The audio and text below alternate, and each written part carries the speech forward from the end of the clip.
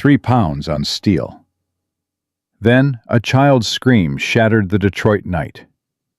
Please, they beat my mama. The men with snake tattoos took her. Marcus Reaper Stone's whiskey glass hit the floor as every Hell's Angel in that clubhouse spun toward the door. Nothing, not rival gangs, not cops, not death itself, had ever made these men freeze like this. A 7-year-old black girl stood in the rain, blood mixing with tears on her face, clutching a torn purple jacket. My name's Zara Williams, she gasped, and they're coming to kill me next. Right now. Before we dive into this incredible true story, hit that subscribe button and stay with me until the very end. You won't believe where this goes. Drop a comment telling me what city you're watching from, so I can see how far Zara's story travels. Now let me take you back to that stormy Detroit night. Marcus Stone hadn't believed in God for 37 years. Not since the night his own mother's screams went unanswered in a Chicago tenement.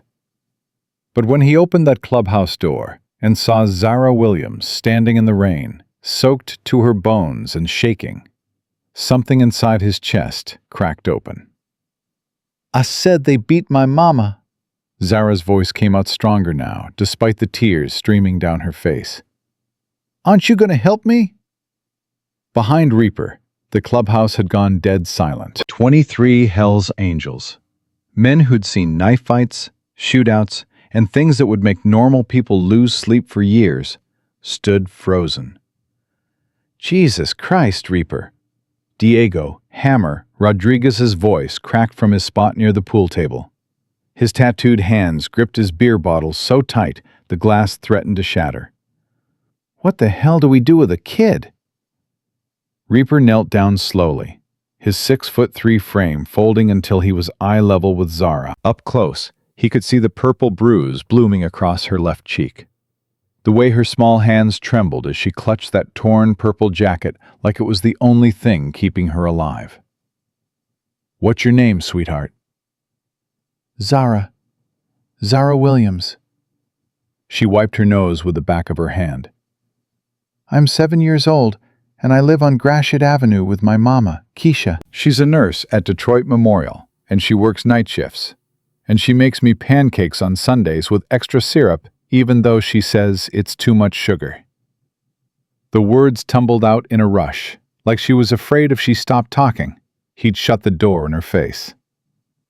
Okay, Zara, that's a pretty name. Reaper's voice, usually harsh with authority, softened. Can you tell me what happened to your mama? Zara's bottom lip quivered. We were walking to Miss Rose's house because Mama said it wasn't safe at home anymore. She said the bad men were watching us, and then... Her voice broke. And then they came. 3 of them. They had snake tattoos on their arms, all twisted and scary. And one man, the one with gold teeth that sparkled when he smiled. But it wasn't a nice smile, mister. It was the kind of smile that makes your tummy hurt. Samuel Ghost Chen materialized from the shadows near the bar. Did they say anything, Zara? The men with the snake tattoos? Zara nodded hard. The gold teeth man, he grabbed Mama by her hair and said, "You saw something you weren't supposed to see, Pera." That's a bad word in Spanish. I know because my friend Maria told me. He said if Mama told anybody about what she saw, they'd hurt us both real bad. They'd make us disappear like we never existed. Reaper exchanged a glance with Ghost. Viper Syndicate. Had to be. Where did they take your mama? I don't know. Fresh tears spilled down Zara's cheeks. They put her in a black car with tinted windows. The license plate had the numbers 347 in it. I tried to remember all of it, but I was so scared, and Mama was screaming for me to run, to hide, to find help. You did good, baby girl. A woman's voice came from behind the crowd. Angela Raven Brooks pushed through the wall of leather and muscle, her long dark hair pulled back in a ponytail. She knelt beside Reaper. You were so brave to come here. Mama said if anything bad ever happened, I should find the biggest, scariest-looking men I could and ask for help. Zara looked up at Reaper with heartbreaking trust. "You look really scary, mister. So I thought maybe you could help." A strangled sound came from Hammer's direction. When Reaper glanced back, his enforcer was wiping at his eyes with the back of his hand. "Christ, she's killing me here." Reaper stood up and turned to face his brothers. "Everyone out except Ghost, Hammer, and Doc. Now!" The clubhouse emptied quickly.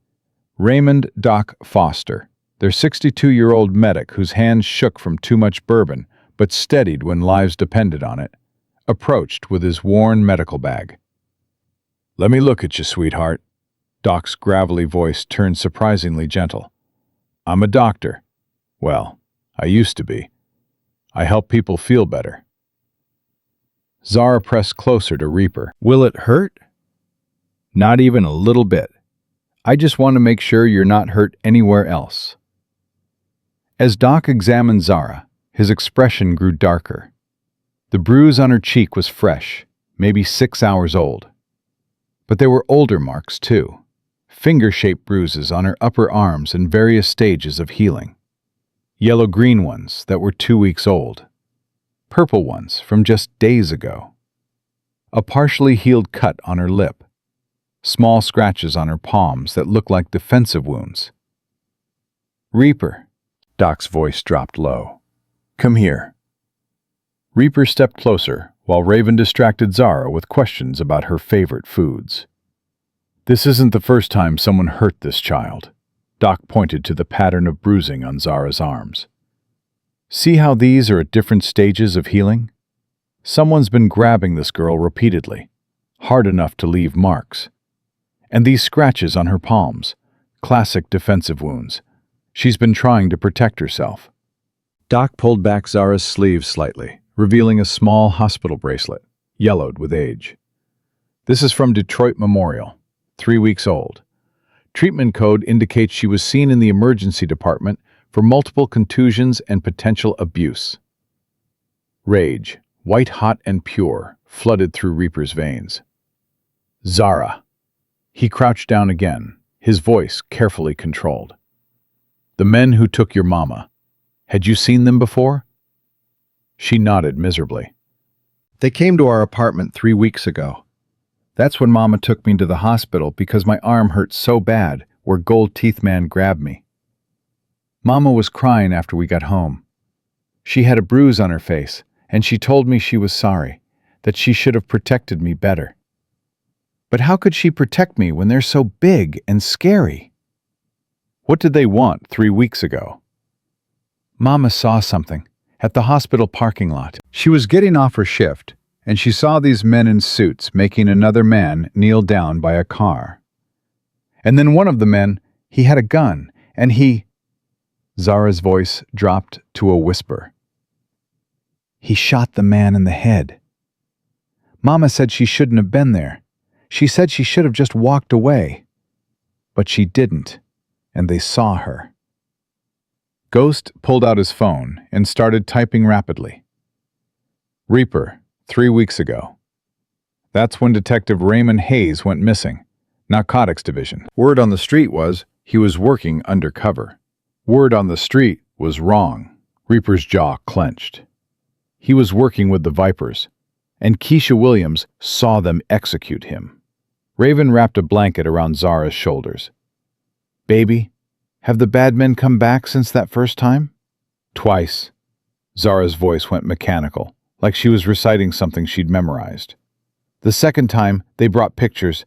Pictures of me, at school, at the playground, walking home. Gold Teeth Man said they knew everywhere I went. He said Mama better keep her mouth shut, or I'd have an accident. That's what he called it, an accident. Like falling down the stairs, or getting hit by a car, or just disappearing." Doc's hands were shaking again, but this time it had nothing to do with alcohol withdrawal. "Sweet Jesus, this child has been living in terror for 3 weeks. "The third time was 2 days ago," Zara continued in that same flat voice. "Gold Teeth Man told Mama she had until tonight to decide. Either she could be smart and forget what she saw, or she could be stupid and join the dead policeman. They gave her a deadline. Hammer's voice was tight with controlled fury. And she ran. Reaper put the pieces together. She tried to get you somewhere safe, but they were watching. They grabbed her, and you ran here. Zara nodded.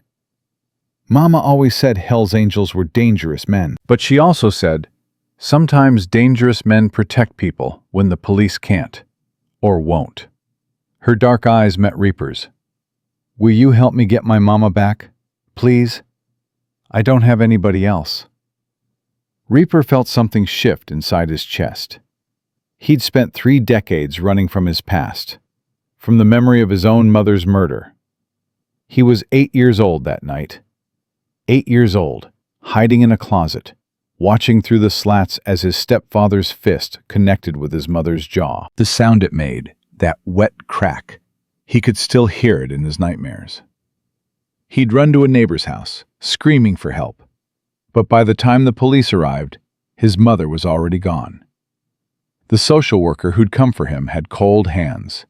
He remembered that. Cold hands and a voice that said, "You'll be fine, Marcus. Children are resilient."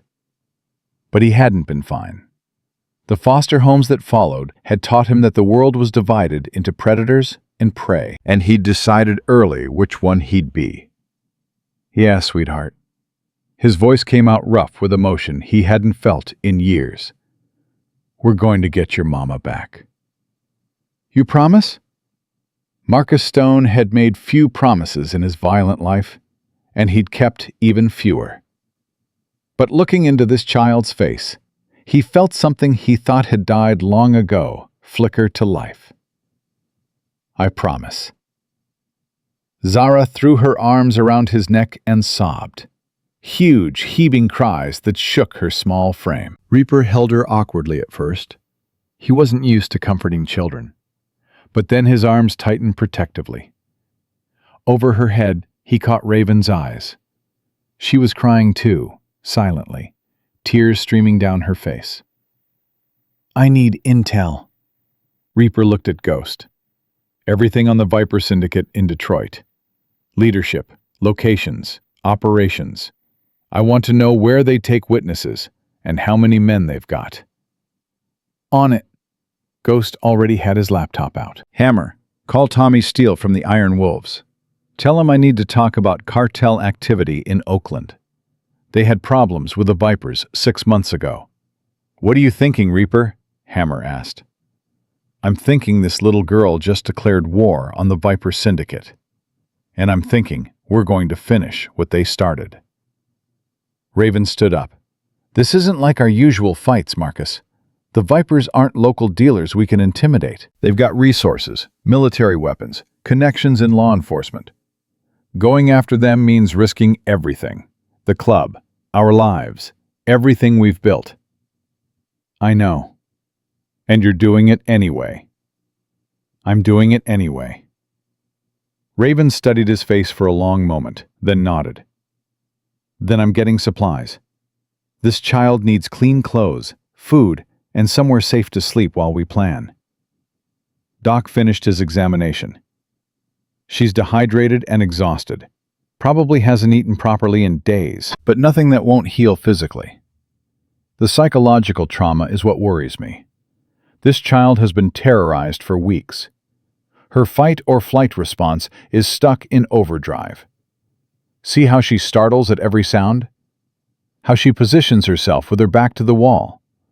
These are trauma responses. Can you give her something to help her sleep? I can give her warm milk and a safe place to rest. Sleep will come when she feels secure. Doc looked at Reaper seriously. You understand what you're taking on? The Vipers won't stop until they eliminate every witness.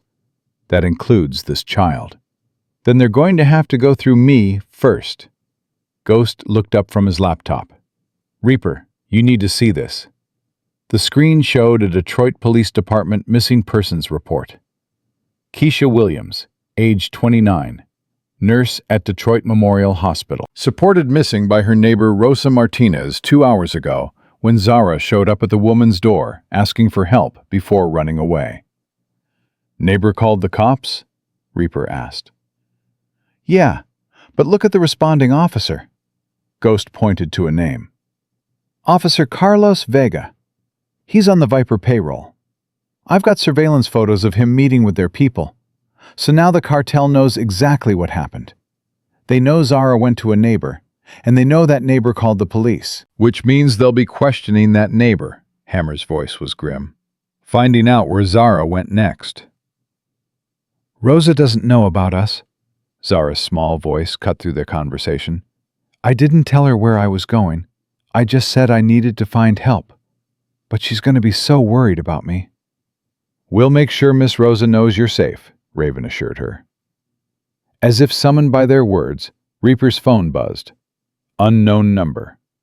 He answered without speaking. A heavily accented voice came through, smooth as poisoned honey. Good evening, Senor Stone. I believe you have something that belongs to me. Reaper's jaw clenched. I don't know what you're talking about. Please, let us not insult each other with lies. The child came to your clubhouse, your, what do you call it? Your sanctuary for lost souls? A soft laugh. Poetic, really. A lamb seeking protection from wolves. Who is this? My name is Mateo Cruz, though in our organization, I am known as El Dorado. Perhaps the child mentioned me? She has such remarkable memory for details. Those drawings she makes, very impressive for such a young girl. Reaper's blood ran cold. Cruz knew about the drawings, which meant he'd been in Keisha's apartment, going through their things. What do you want, Cruz? The same thing you want, Senor Stone.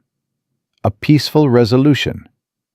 Return the child to us, and we will forget this unfortunate evening ever happened. You can go back to your motorcycles and your whiskey, and we can go back to our business. Everyone lives, everyone is happy. And Keisha Williams? The nurse? Cruz's voice hardened. She made her choice when she witnessed something she should not have. But the child is innocent. There is no reason for her to suffer her mother's mistakes. We are not monsters, Senor Stone. We do not harm children unnecessarily. You've been terrorizing that kid for 3 weeks. You broke her arm. You threatened to kill her. What does that make you? Practical. And I am going to be practical now, Senor Stone. You have 1 hour to return the child. After that, I will assume you have chosen to protect her, and I will respond accordingly. Is that a threat? It is a promise. You see, I have 30 men in Detroit. I can have 50 more from Chicago by morning. How many Hell's Angels do you have? 20? 25? The mathematics are not in your favor. Numbers don't mean shit when you're fighting on my territory. Cruz laughed, genuinely amused. Ah, yes, the fearsome Marcus Stone. The Marine who came home from Afghanistan and traded his uniform for leather. Did you think we did not research you? I know about your mother, Senor Stone. I know Angela Stone was beaten to death by your stepfather in June of 1989. I know you were 8 years old. I know you hid in a closet and watched it happen. I know you spent the next 10 years bouncing between 7 different foster homes and 3 juvenile detention centers. Reaper's vision went red. His mother's name in this animal's mouth felt like a violation. I know you understand what it means to be helpless and afraid, Cruz continued. I know you remember what it feels like to watch someone you love die while you do nothing. So perhaps you understand that little Zara will remember this night for the rest of her life. She will remember watching her mother die. She will remember being helpless, just like you were. You threaten this child again, and I'll make sure you understand what it means to be afraid. 1 hour, Senor Stone. After that, I will burn your clubhouse to the ground with everyone in it, and then I will find the child anyway. Because that is what I do. I solve problems, and little Zara Williams is a very big problem. The line went dead. Reaper slowly lowered the phone. His hand was shaking, with rage, not fear. Around him, his brothers waited in tense silence. They'd heard enough of the conversation to understand the situation. "He's coming for her," Reaper said finally. 1 hour. "Then we fortify." Hammer stood up. "Lock down the clubhouse. Arm everyone. Prepare for siege." "No," Reaper shook his head. "He's got the numbers and the resources for a prolonged fight. We hold here, he just waits us out. Eventually, we run out of food, water, ammunition. Eventually, someone gets tired or careless, and he gets what he wants." "So what's the play?" Ghost asked. Reaper looked at Zara, who was watching him with absolute trust. This child believed he could protect her. Maybe it was time to prove her right. "We move her. Somewhere Cruz doesn't know about. Somewhere even corrupt cops can't find. Raven, you still have that friend who runs the women's shelter on the east side?" "Sister Margaret, yeah. But Marcus, if the Vipers have police on their payroll..." "Sister Margaret doesn't report to the police. She answers to a higher authority." Reaper pulled out his phone. "And Cruz might own half the Detroit PD, but I doubt he's got connections in the Catholic Church." While Raven made the call, Ghost continued pulling up information. "Reaper, this is bigger than we thought. The Viper Syndicate isn't just moving drugs. They're running a full-scale takeover, buying businesses, blackmailing officials, eliminating competition. Detective Hayes wasn't the first cop they killed. He's just the first one that got witnessed." "How many others?" "At least 3 in the past 6 months. All ruled as suicides or accidents. All were investigating cartel activity." Ghost scrolled through files. "And Keisha Williams isn't their only witness problem. They've got a list." "A list?" "A hit list. People who saw too much, know too much, or could testify against them. They've been working through it systematically." Ghost turned the laptop around. Reaper stared at the screen. 15 names. 12 had lines through them. Deceased. 3 remained active, including Keisha Williams and 2 others. David Chen, a dock worker who'd witnessed a drug shipment. Maria Santos, a cleaning woman who'd overheard a planning meeting. "Sweet Jesus," Doc breathed. "They're killing witnesses faster than the cops can protect them." "The cops aren't trying to protect them." Hammer's voice was bitter. "The cops are helping Cruz find them." A soft voice interrupted their conversation. "My mama's gonna die, isn't she?" Every man in the room turned to look at Zara.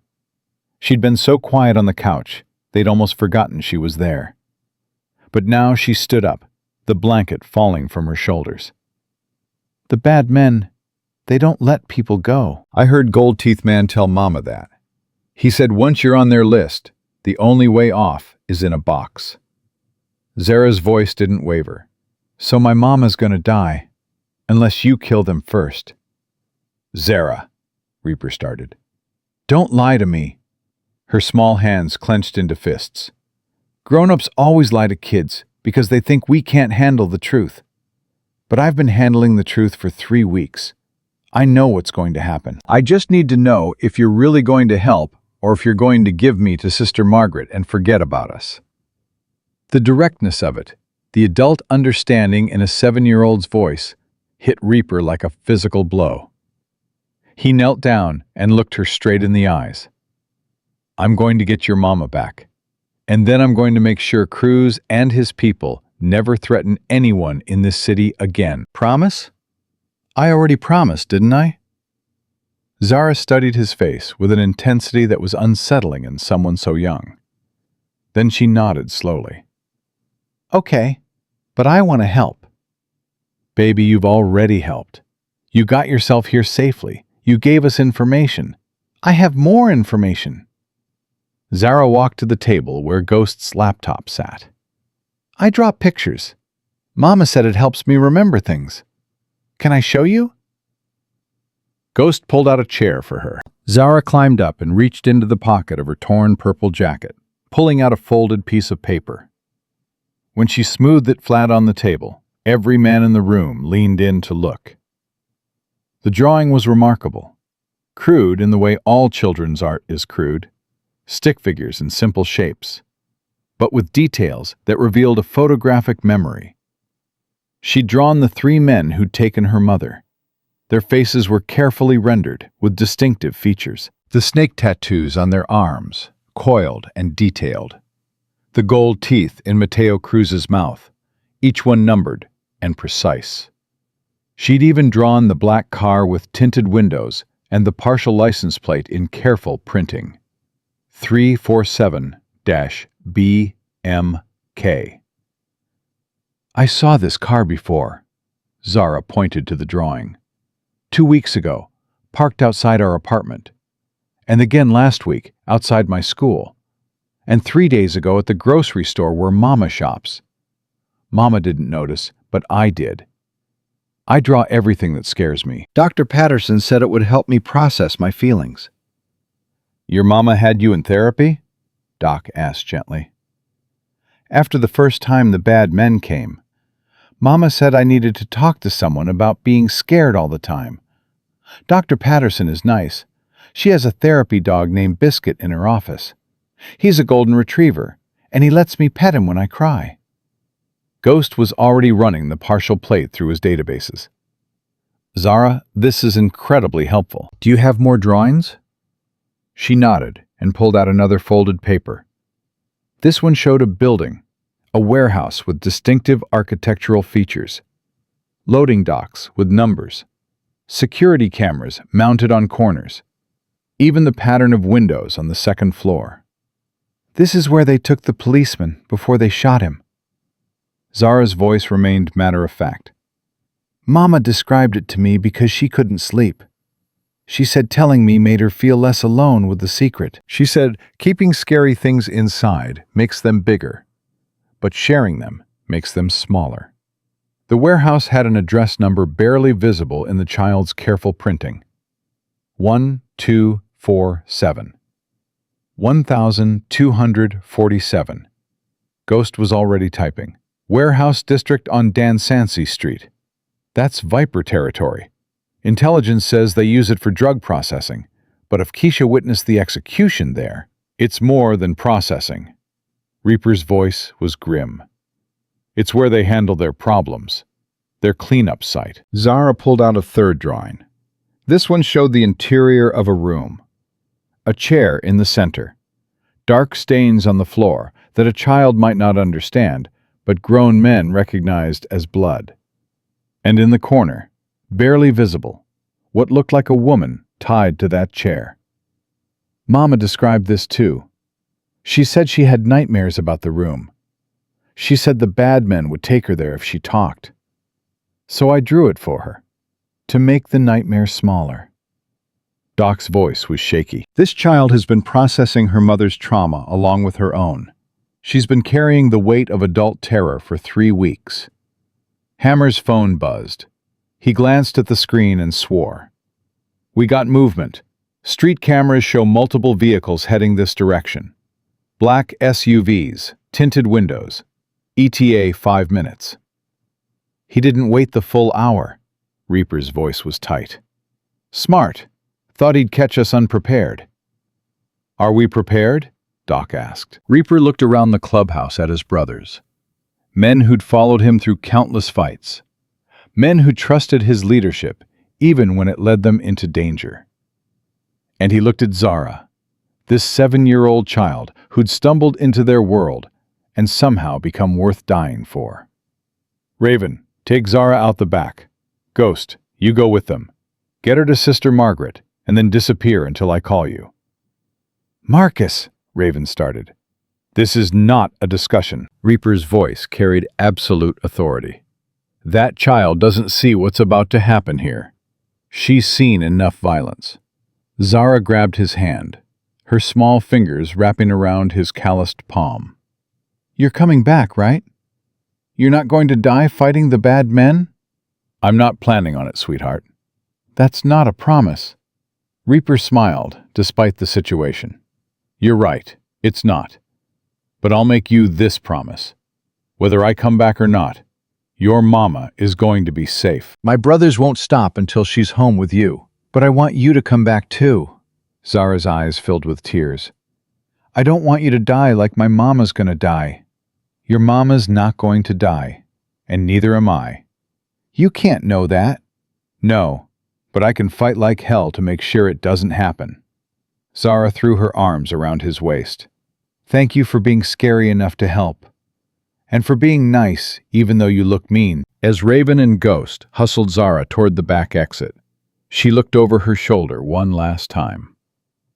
Mr. Reaper, when you saved my mama, tell her I was brave. Tell her I didn't cry.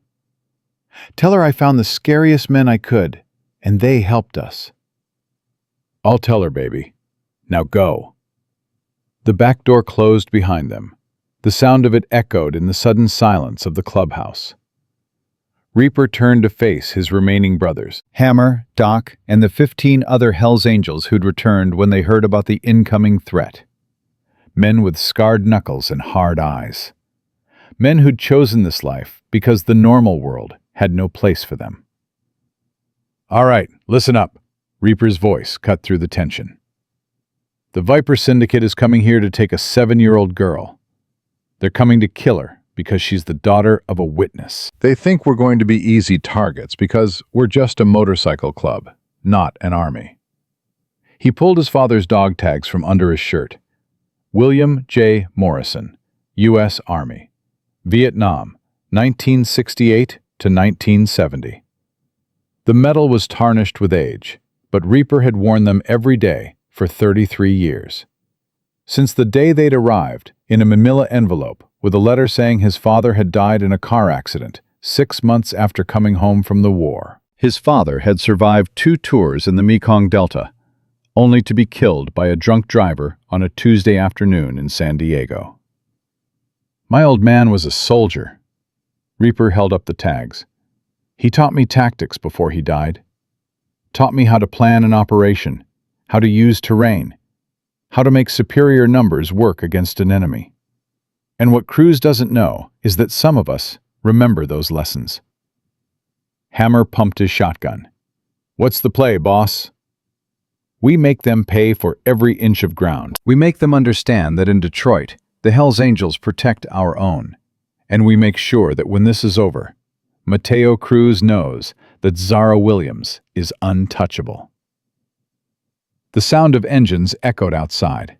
Powerful, expensive engines that didn't belong in this neighborhood. The deep rumble of SUVs built for intimidation rather than efficiency. Reaper checked his Glock. The familiar weight of the weapon that had saved his life more times than he could count. One more thing. His voice dropped. Whatever happens tonight, Keisha Williams gets rescued. That's our only objective. Everything else is just noise. We're not here to win a war. We're here to save a little girl's mother. Don't forget that. Doc moved to the window and peered through the blinds. 6 vehicles. Could be 20, 30 men.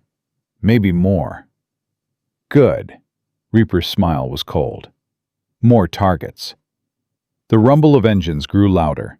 Close. The SUVs were circling the block, probably looking for rear exits, counting visible defenders, assessing the situation before they committed. Reaper moved to his position behind the bar. It was reinforced steel underneath the wood veneer. He'd made sure of that years ago. Good cover for what was coming. Hammer took the stairs to the 2nd floor, where he had a clear sightline to the front entrance. Doc moved to the back hallway, where he could provide medical support without being in the direct line of fire. The other brothers spread out, taking positions they'd practiced in drills that had seemed paranoid at the time, but now proved their worth. The engine stopped. Car doors opened and closed, the distinctive metal-on-metal sound of weapons being checked and loaded. Reaper's phone buzzed one last time, a text from an unknown number. Last chance, Senor Stone. Send out the girl and live. Keep her and die. He didn't bother responding. 30 seconds of silence. The kind of silence that comes before explosions, before violence, before everything changes. Then footsteps on the porch, heavy boots, military cadence. These weren't street thugs. These were trained men. A voice called out in accented English. "Marcus Stone, we know the child is inside. Send her out and we will leave peacefully."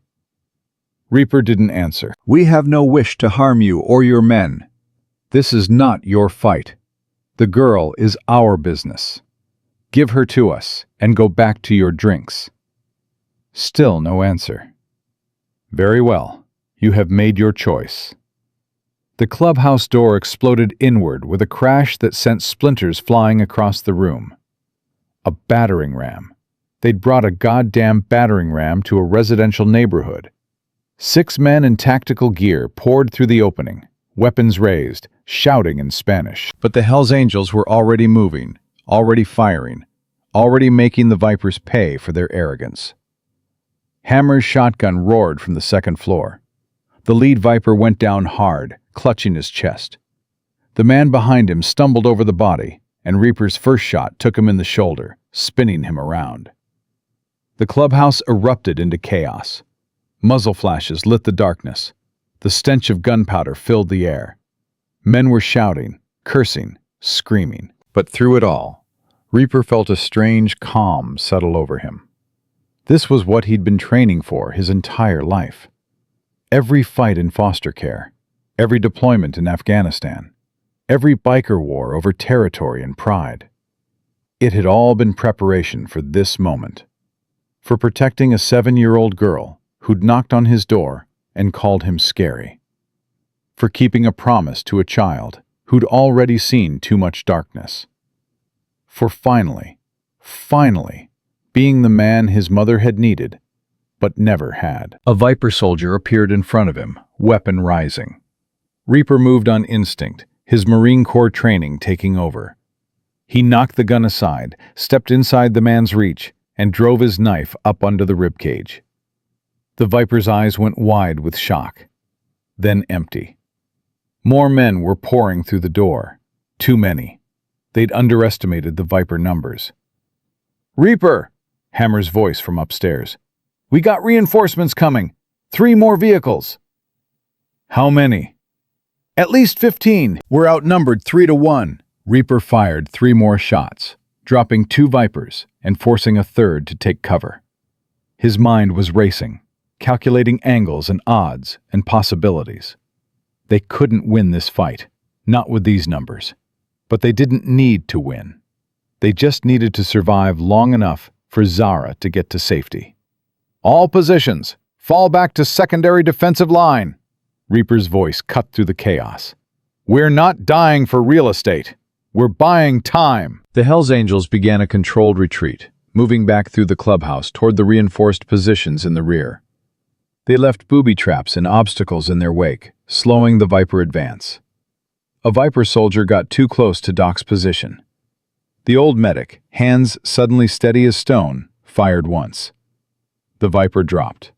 "I'm getting too old for this shit," Doc muttered, reloading. Reaper's phone buzzed, a text from Ghost. "Package secure. Sister Margaret has her. We're ghosts." Relief flooded through him. Zara was safe. Whatever happened now, at least that child was protected. Which meant he could fight without holding back. "Brothers!" Reaper's voice boomed through the clubhouse. "The kid's safe. Now we show these cartel bastards what happens when they come into our house." The Hells Angels' defensive retreat suddenly became a counterattack. Men who'd been falling back now surged forward with renewed fury. This wasn't about survival anymore. This was about sending a message. The Vipers, caught off guard by the sudden aggression, faltered. Their tactical advantage meant nothing against men who fought with the desperation of cornered wolves. Reaper vaulted over the bar and charged straight at the center of the Viper formation. His knife found flesh. His gun found targets. Every movement was economical, efficient, deadly. He was 8 years old again, hiding in a closet, powerless to stop his mother's murder. But he wasn't that child anymore. He was Marcus Reaper Stone, president of the Hells Angels, former Marine, and he'd be damned if he let another mother die while he stood by and did nothing. A Viper soldier swung a rifle at his head. Reaper ducked under it, grabbed the man's tactical vest, and slammed his forehead into the soldier's nose. The crunch of breaking cartilage, the spray of blood. The man went down. Another Viper came at him from the side. Reaper spun, firing twice. Center mass. The way they'd taught him in the Marines. The way that saved lives when every second counted. But there were too many. Even with the element of surprise, even with their fury and skill, the Hells Angels were being overwhelmed by sheer numbers. Reaper felt something slam into his shoulder. Not a bullet, a rifle butt. The impact drove him to one knee. Pain exploded through his body. A Viper stood over him, weapon pointed at his head. Young kid, maybe 22, eyes wide with adrenaline and fear. "Don't move, puto," the kid said. His gun hand was shaking. Reaper looked up at him and smiled, blood in his teeth. "You got about 3 seconds before my brother behind you puts a hole in your skull. So I'll give you this one chance. Drop the gun and walk away." "You're bluffing." "Am I?" The kid's eyes flicked to the side, trying to see if anyone was really behind him. That moment of distraction was all Reaper needed. He lunged forward, grabbed the gun barrel, and yanked it aside as the weapon fired. The bullet went wide, punching through the ceiling. Reaper drove his knife into the kid's thigh. Not fatal, but enough to drop him screaming. "Told you," Reaper muttered, pulling himself back to his feet. His shoulder was on fire, but nothing felt broken. He could still fight. Sirens wailed in the distance. Someone had called the cops, which meant this firefight was about to get even more complicated. "Reaper," Hammer appeared at his side. "We need to extract. Cops are coming and half these Vipers are still standing." "How many of ours?" "2 wounded, none critical, but we can't hold this position." Reaper made the calculation in a heartbeat. They'd accomplished the mission. Zara was safe. Now they needed to survive long enough to rescue her mother. "Everyone out! Rally Point Charlie! Move!" The Hells Angels began their final retreat, laying down covering fire as they moved toward the back exits. The Vipers, hearing the sirens too, didn't pursue with the same aggression. Nobody wanted to explain a full-scale shootout to Detroit PD, even corrupt cops. Reaper was the last one out, backing through the rear door, while firing controlled bursts to keep the Vipers pinned. When he finally emerged into the alley behind the clubhouse, Hammer was waiting with his bike. "Your ride, boss." Reaper swung onto his Harley, his shoulder screaming in protest. The engine roared to life, that beautiful, thunderous sound that meant freedom and power and home. The Hells Angels scattered into the Detroit night, their bikes disappearing down different streets, taking different routes to the rally point. Behind them, the clubhouse burned. The Vipers had set it on fire, probably to destroy evidence, probably to send a message. Let it burn, Reaper thought. A building could be rebuilt. Lives couldn't. As he rode through the rain-slicked streets, Reaper thought about Zara, about her drawings, about her promise to be brave, about the trust in her eyes when she'd asked him for help. He thought about his mother, Angela Stone, who died because no one had been scary enough to protect her. He thought about Keisha Williams, somewhere in the city, probably thinking her daughter was dead or captured. And he thought about Mateo Cruz, the man with gold teeth who thought terror was a tool and children were leverage. This wasn't over, not by a long shot. But for the first time in 37 years, Marcus Stone felt like he was fighting for something that actually mattered. Not territory, not respect, not pride. For a 7-year-old girl who'd knocked on his door and called him scary. For a chance at redemption that he'd never thought he'd get. For the promise he'd made to a child who still believed in heroes. The rain washed the blood from his hands as he rode, but some stains, he knew, went deeper than skin. The question was whether saving one mother could wash away the stain of losing another. He was about to find out.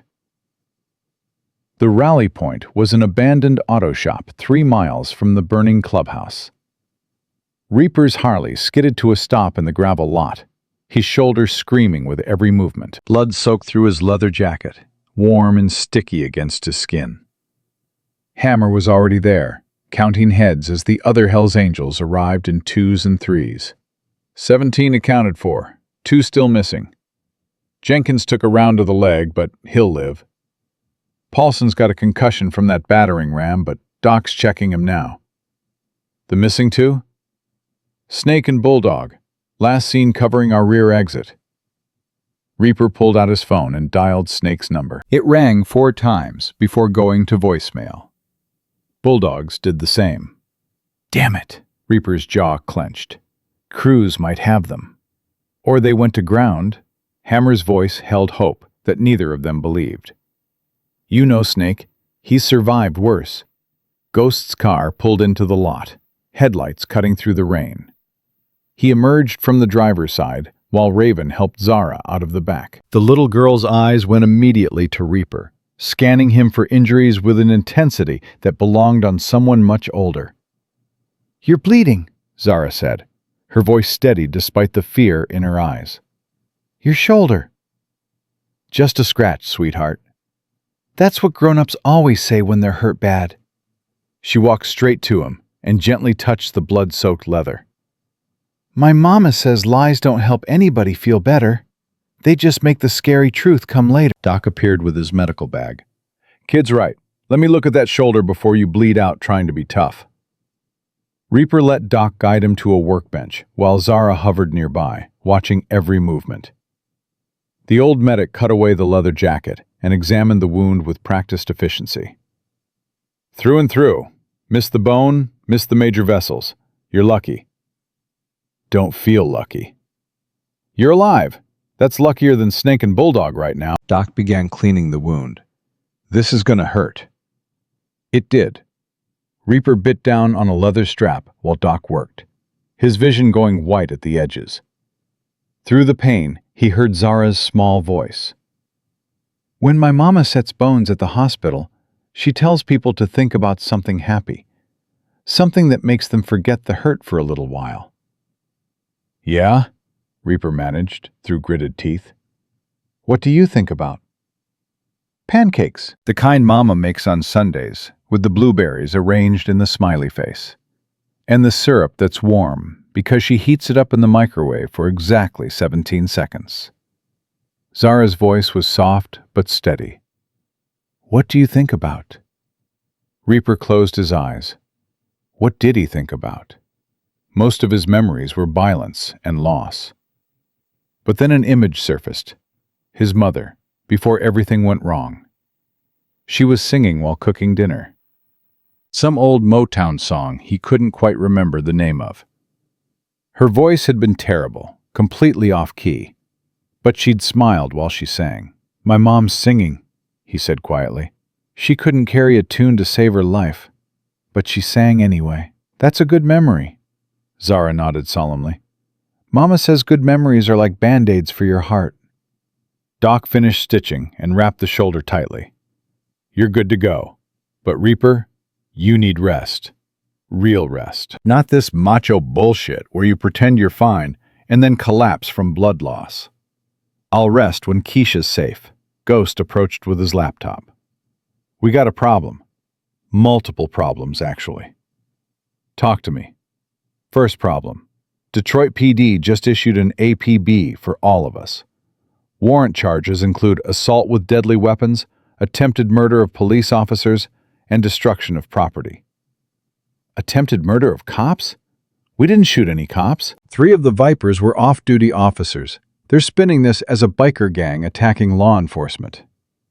Ghost's face was grim. Second problem. The Vipers are putting out word on the street. 50,000 for information leading to our location. 25,000 for information about the girl. Reaper looked at Zara, who was pretending not to listen while she examined Doc's medical supplies with the intense focus children use when they're scared. "Third problem?" Reaper asked. Sister Margaret called. Someone tried to breach the shelter 20 minutes ago. 2 men with cartel tattoos.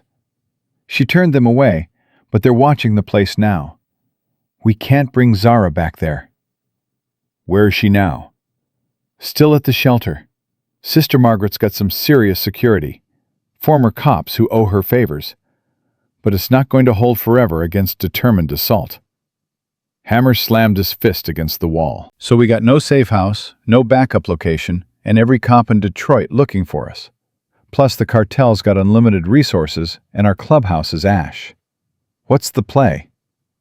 Reaper stood up, testing his shoulder. The pain was manageable. Everything was manageable, if you were willing to pay the price. "We hit them first, before they regroup, before they expect it." "Hit them where?" Ghost asked. "We don't even know where they're holding Keisha." "Warehouse 1247.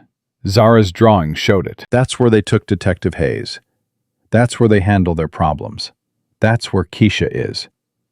That's also going to be their most heavily defended position, now that we've shown we're willing to fight. Hammer shook his head. "They'll be expecting retaliation." "Good. Let them expect it. Let them pull all their soldiers to that warehouse to defend it." Reaper's voice carried the cold calculation that had kept him alive through 2 tours in Afghanistan. Because, while they're all concentrated in one place, we're going to hit them from an angle they're not watching. Ghost's eyes lit up with understanding. "The police." "What?" "The corrupt cops on the Viper payroll. We've got evidence, right? The photographs from the auto shop, the financial records, the hit list. We give all of that to someone in law enforcement who's still clean." "And who exactly is still clean?" Hammer's voice dripped skepticism. "Cruz said he owns half the department." Half isn't all. Ghost was already typing.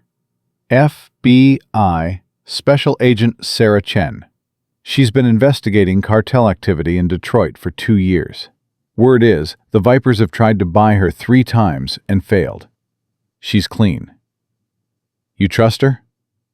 I trust that she wants to take down the cartel more than she wants to arrest bikers.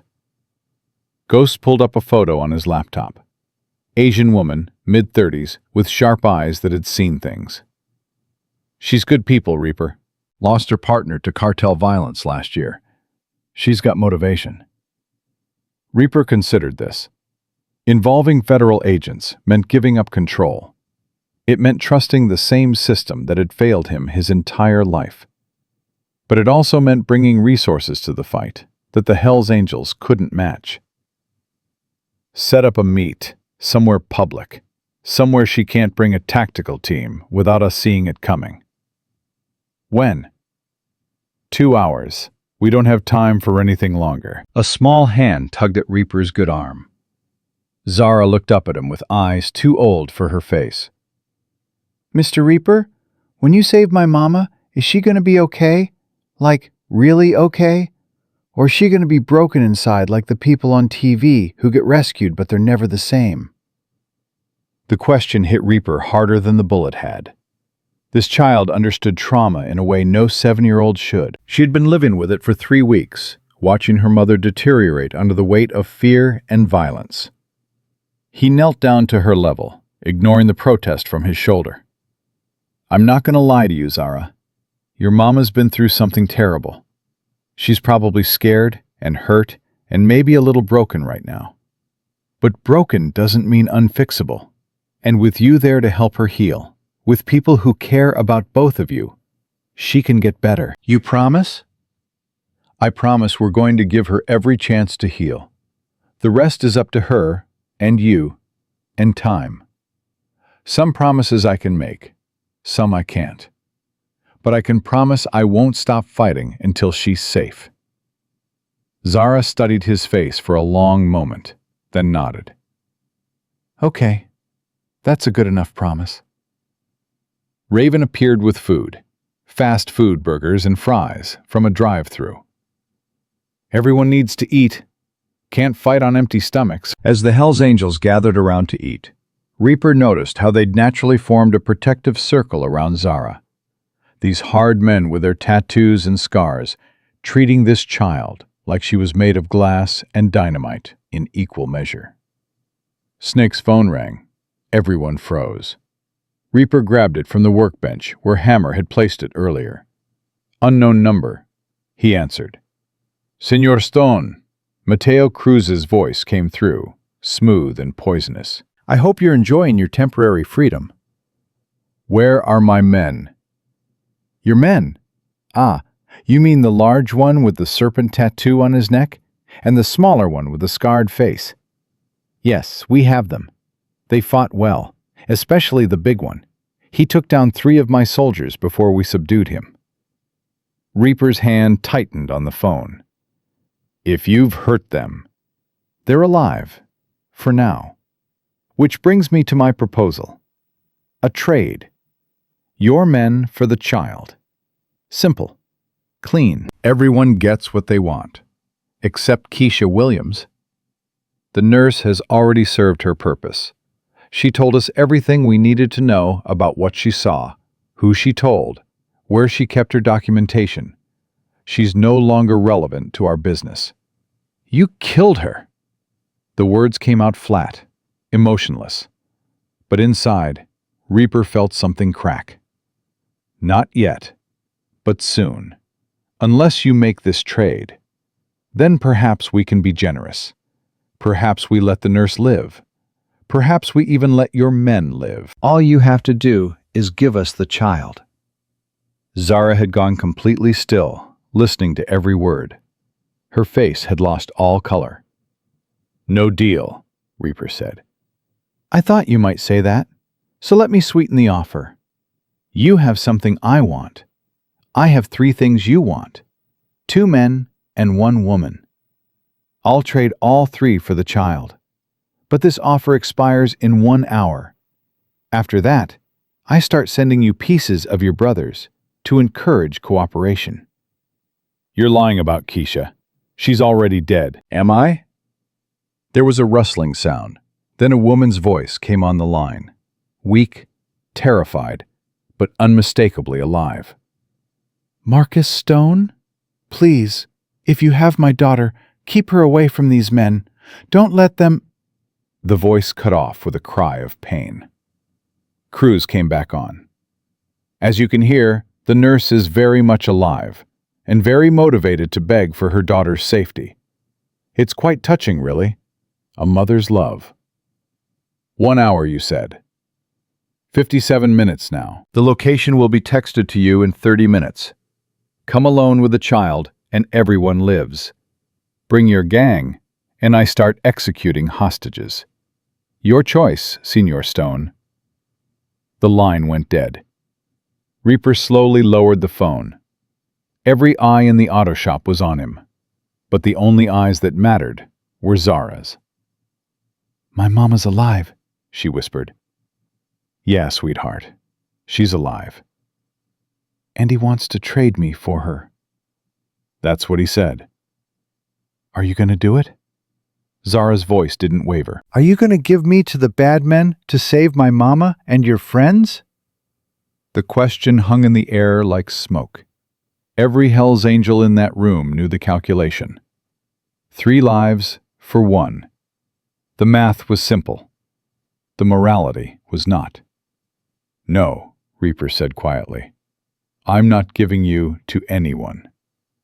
But my mama... We're going to save your mama, and Snake, and Bulldog.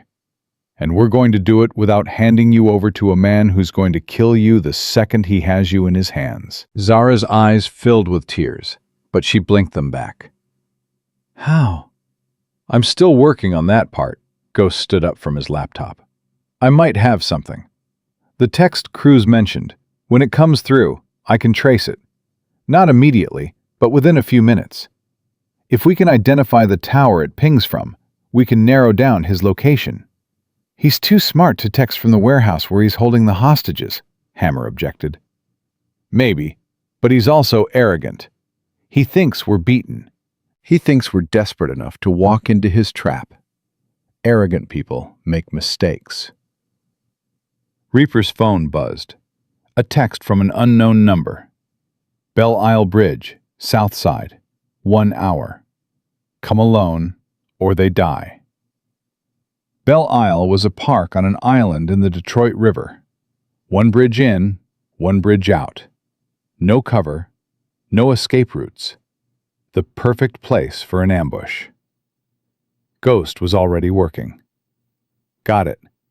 Text originated from a tower in the warehouse district. 3 possible locations within range. But given what we know about Viper operations, he pulled up a map. Warehouse 1247, 90% probability. So, he is at the warehouse. Reaper studied the map. Which means most of his men are there too, concentrated in one location. Along with 3 hostages, Doc's voice was grim. You go in guns blazing. Keisha, Snake, and Bulldog are the first ones to die. We don't go in guns blazing. We go in smart. Reaper turned to face his brothers. How many of us are combat effective? Hammer did a quick count. 14, not including you. Jenkins can't walk on that leg, and Paulson's in no shape to fight with that concussion. 14 against how many?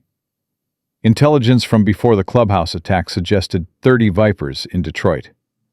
We took down maybe 6 at the Clubhouse, so call it 24 remaining. But Cruz said he could bring in reinforcements from Chicago.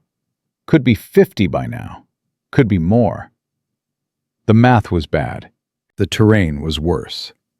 And they had less than an hour to plan an operation that would normally take days. But Reaper had done impossible before. In Helmand Province, his unit had rescued 4 Marines from a Taliban compound with only 6 men and a prayer. The odds had been similar. The stakes had been just as high. Ghost, I need building schematics for warehouse 1247. Every entrance, every window, every weak point. On it. Hammer, inventory our weapons. Everything we've got left after the Clubhouse. We're light, boss. Most of our arsenal was in the Clubhouse armory. Then we improvise. Doc, how much morphine you got in that bag? Enough for maybe 3 people. Why? Because in about 45 minutes, I'm going to need you to numb my shoulder enough that I can use this arm properly. I don't care about the long-term damage. I just need it functional for the next few hours. Doc's face darkened. Marcus, if I do that, you could permanently lose function in that shoulder. Nerve damage, muscle damage, infection. I'll take those odds over a dead mother and 2 dead brothers. Raven stepped forward. And what about Zara? Where does she go while you're playing hero? Sister Margaret's shelter is compromised. We can't take her back there. So where? Reaper looked at Zara, who was watching the adults plan her fate, with the resigned expression of someone who'd learned too young that she had no control over her own life. We take her with us, he said quietly. What? The word came from 3 people simultaneously.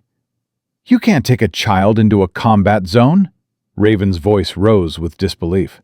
That's insane. Leaving her anywhere else is more dangerous. Cruz has resources everywhere. He's got cops on his payroll, informants on every corner. The second we leave her somewhere, he'll know about it. And she'll be taken. So your solution is to bring her to a warehouse full of armed cartel soldiers? My solution is to keep her close enough that I can protect her myself, because I don't trust anyone else to do it. Zara's small voice cut through the argument. I want to go. I want to help save my mama. Sweetheart, this isn't... I drew the pictures that helped you find the warehouse. I remembered the license plate. I can help. Zara's chin jutted out stubbornly. And I'm tired of being left behind while grown-ups decide if my mama lives or dies. Reaper recognized that expression.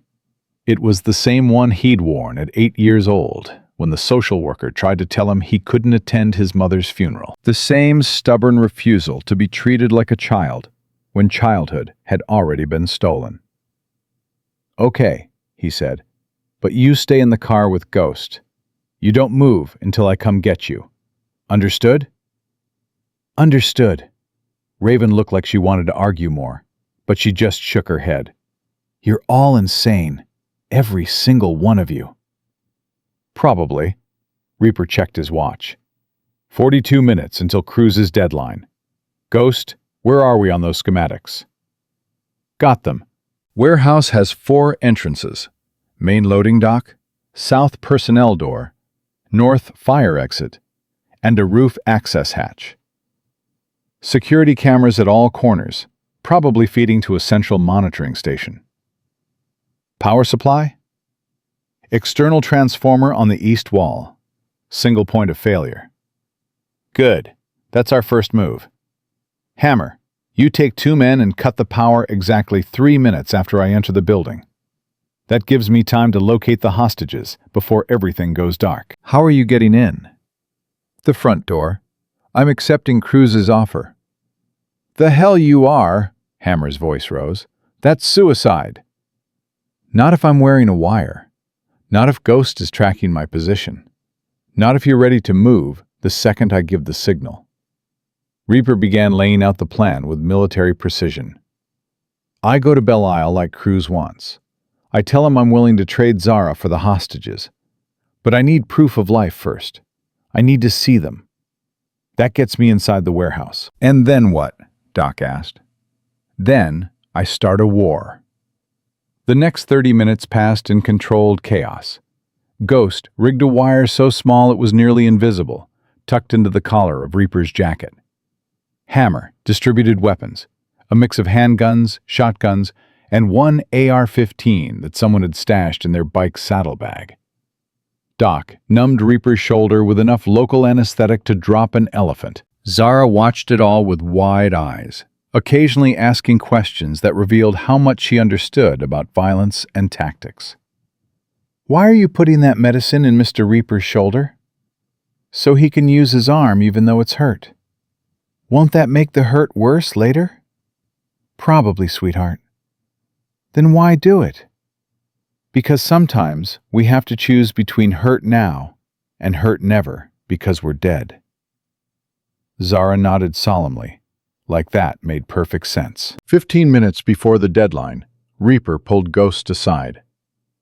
If this goes wrong, if I don't make it out, you get Zara to the FBI, to this Agent Chen. You give her everything we have on the Vipers. You make sure Keisha's death means something. You're coming out. But if I don't, Ghost's jaw tightened. If you don't, I'll make sure Cruz wishes he'd never heard the name Hell's Angels. I'll burn his entire organization to the ground and salt the earth where it stood.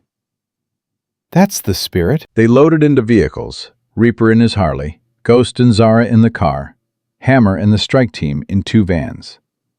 As they pulled out of the auto shop, Zara called out from Ghost's back seat. Mr. Reaper? He looked back at her. Bring my mama home, please. I will, sweetheart. I promise. It was a promise he intended to keep or die trying. The ride to Belle Isle took 8 minutes, long enough for Reaper to go over the plan 3 more times in his head, long enough to acknowledge that the odds of survival were maybe 30%, long enough to make peace with that. The bridge to Belle Isle was deserted. Cruz had probably paid off the park police to stay away.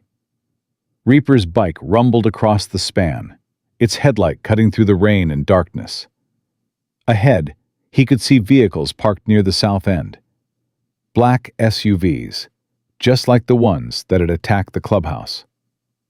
He stopped 50 yards away and dismounted slowly, hands visible. The wire under his collar transmitted everything back to Ghost. Car doors opened. 6 men emerged, all armed. And in the center, wearing an expensive suit that probably cost more than Reaper's bike, stood Mateo Cruz. His gold teeth gleamed in the headlights. Senor Stone, right on time. I appreciate punctuality. Where are my people? Patience. First, where is the child? Close, but not here. I want proof of life first. I want to see Keisha, Snake, and Bulldog alive, unharmed. Then we talk about the trade. Cruz smiled. You don't trust me. I'm hurt. You're a murderer and a liar. Trust doesn't enter into it. Fair enough. Cruz gestured to one of his men. Bring them. 2 SUVs pulled forward. Their back doors opened, and 3 figures stumbled out, hands bound. Snake's face was swollen almost beyond recognition. Bulldog moved with the stiff gait of someone with broken ribs, and Keisha Williams looked like she'd aged 20 years in 3 weeks. But they were alive. There, proof of life. Now, the child. They come to me first. I verify they're okay. Then I make the call for Zara to be brought here. Cruz's smile faltered. You try my patience. You try mine by threatening children. Seems like we're even. For a moment, the 2 men stared at each other across the rain-slicked pavement. Then Cruz laughed. I like you, Senor Stone. In another life, we could have worked together. You have the mindset of a soldier. The willingness to do what's necessary. He gestured to his men. Let them go. The Vipers cut the bindings. Snake, Bulldog, and Keisha stumbled forward, moving toward Reaper with the desperate hope of people who'd accepted they were going to die. That's when Reaper saw it, the detonator in Cruz's hand. Down! He screamed, diving toward the hostages. The Belle Isle Bridge erupted in fire and thunder as explosives rigged beneath the span tore through steel and concrete. And Reaper's world went dark. Reaper's ears were ringing so loud he couldn't hear his own heartbeat. His face was pressed against cold concrete, rain mixing with blood in his mouth. The explosion had thrown him 20 feet, his body landing hard enough to knock the wind from his lungs. Move! The words screamed through his brain. Move or die. He rolled onto his side, gasping for air.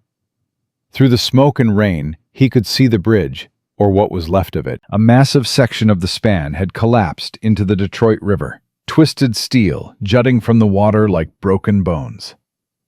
Snake! His voice came out as a croak. Bulldog! Keisha! A groan answered him.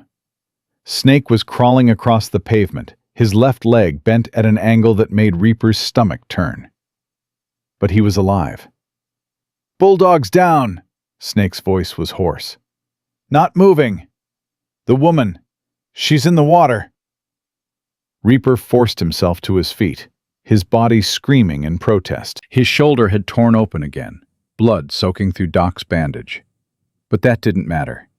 Nothing mattered except the splash he'd just heard. He ran to the edge of the broken bridge and looked down. 20 feet below, dark water churned with debris. And there, a hand breaking the surface, grasping at nothing. Reaper didn't think. He jumped. The river hit him like a freight train, cold enough to stop his heart. The current pulled at him, trying to drag him under. But he'd trained in water worse than this. Night insertions off the coast of Afghanistan, where the ocean wanted to kill you and enemy fire wanted to finish the job. He surfaced, gasping, and spotted Keisha. She was struggling, her bound hands making it impossible to swim. Her head went under. 3 strokes brought him to her position. He grabbed her jacket and pulled her up, her face breaking the surface as she coughed and sputtered. I got you! He shouted over the roar of water. Stop fighting! Let me do the work! But Keisha's eyes were wild with panic. She thrashed against him, her elbow catching him in the jaw. Your daughter! The words cut through her panic. Zara needs you alive! Stop fighting! Keisha went still. Zara? She's safe, but she needs her mama. So you're going to calm down and let me get us to shore. Understood? Keisha nodded weakly.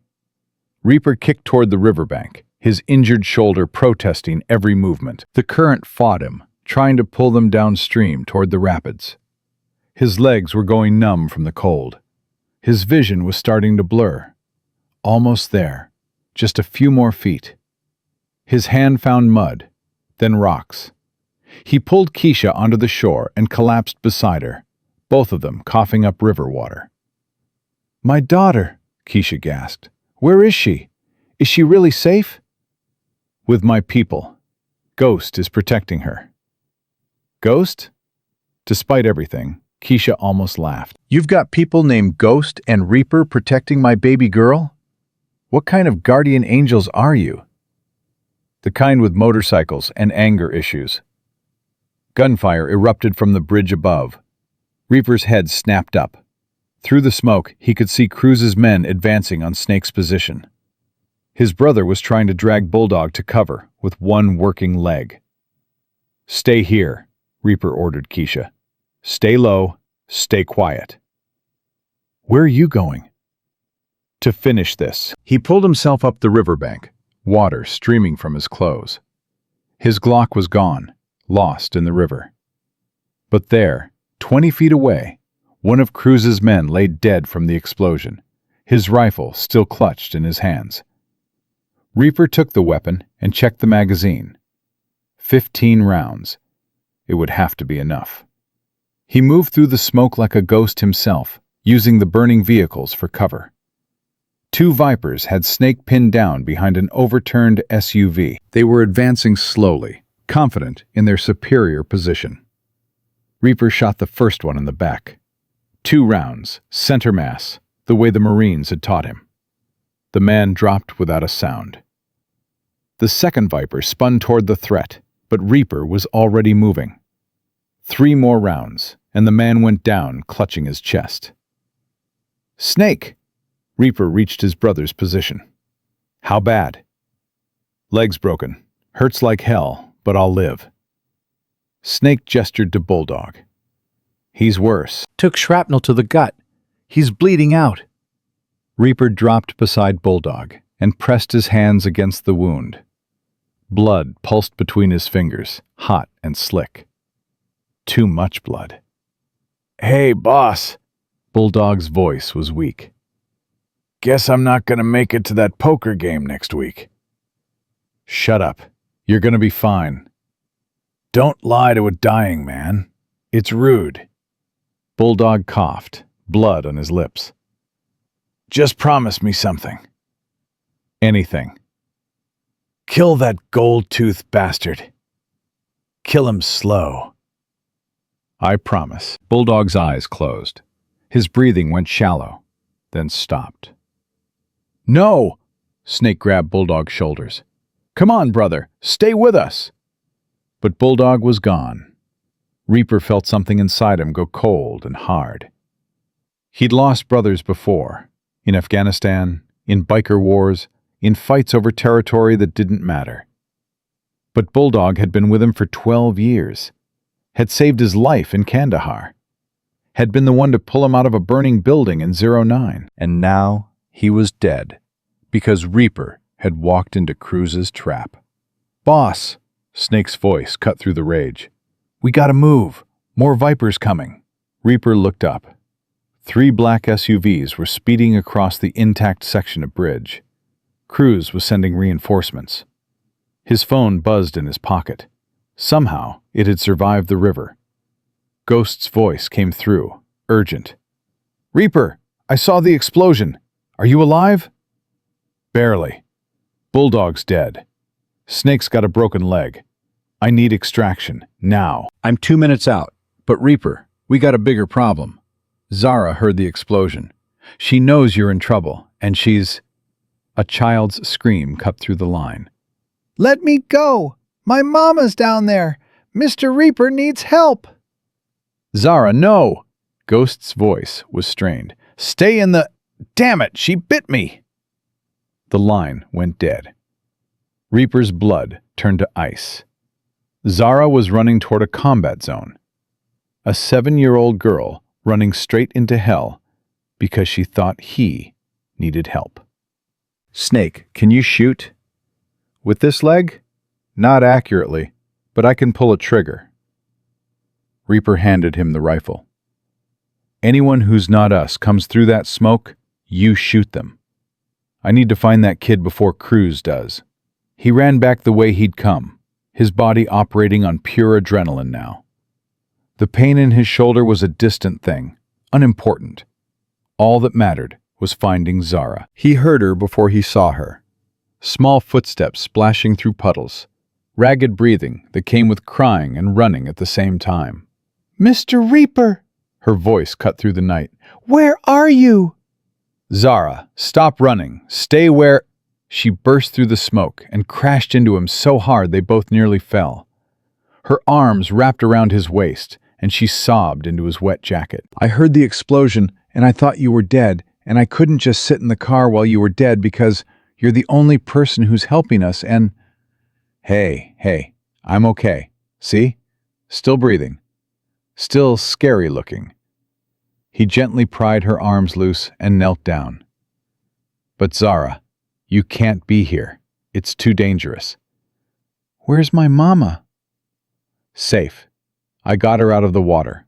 She's hiding by the riverbank. I want to see her. You will. But first we need to... Headlights cut through the smoke. An SUV was rolling toward them, moving slowly, deliberately. Hunting. Reaper grabbed Zara and dove behind a concrete barrier. The SUV stopped 20 feet away. Its doors opened. Mateo Cruz stepped out, his gold teeth gleaming in the headlights. He wasn't alone. 4 armed men flanked him, weapons raised. "Senor Stone!" Cruz's voice carried across the destroyed bridge. "I know you're there. I can see your blood trail, and I suspect you have something precious hiding with you." Reaper pressed Zara against the concrete, covering her with his body. His hand found the piece of rebar, torn loose by the explosion. Not much of a weapon, but it was something. Come out, Cruz called in a sing-song voice. "Make this easy. Give me the child, and I'll let you live. You have my word as a businessman." "Your word isn't worth shit," Reaper shouted back. "Perhaps not, but consider your position. You're injured, unarmed, hiding behind concrete with a little girl who's going to watch you die. Is that really how you want this to end?" Zara's small hand found Reaper's. She squeezed hard, her palms sweaty with fear. "I got a counteroffer," Reaper called out. "You walk away now, and maybe I don't kill every single person in your organization. Maybe I leave some of you alive to run back to your bosses in Mexico and explain how you lost an entire city to a motorcycle club." Cruz laughed. "Bold words from a dead man. But I'll tell you what, I'm feeling generous. Send out the child, and I'll make your death quick. Painless. Almost merciful." Hard pass. "Then you leave me no choice." Cruz nodded to his men. They began advancing, spreading out to flank the concrete barrier. Reaper counted seconds. 4 men, maybe 10 seconds until they had clear shots. He could maybe take one with the rebar before they gunned him down. Maybe protect Zara with his body for a few seconds more. Not good enough. Zara's hand squeezed tighter. "I'm scared." "Me too, sweetheart." "Are we gonna die?" "Not if I can help it." The Vipers were 5 feet away now. Reaper tensed, preparing to charge. If he was going to die, he'd die fighting. That's when Ghost's car came screaming through the smoke, horn blaring. It slammed into the nearest Viper, sending him flying. The other 3 scattered, firing wildly. Ghost leaned out the driver's window with a shotgun and fired twice. 1 Viper went down. The other 2 took cover behind their SUV. "Get in!" Ghost screamed. Reaper grabbed Zara and ran. Bullets chewed up the pavement behind them. He dove into Ghost's back seat, pulling Zara with him. "Go, go, go!" Ghost floored it. The car fishtailed, then caught traction. They were speeding back toward the mainland when Reaper remembered. "Keisha! We left Keisha at the riverbank." "Already got her."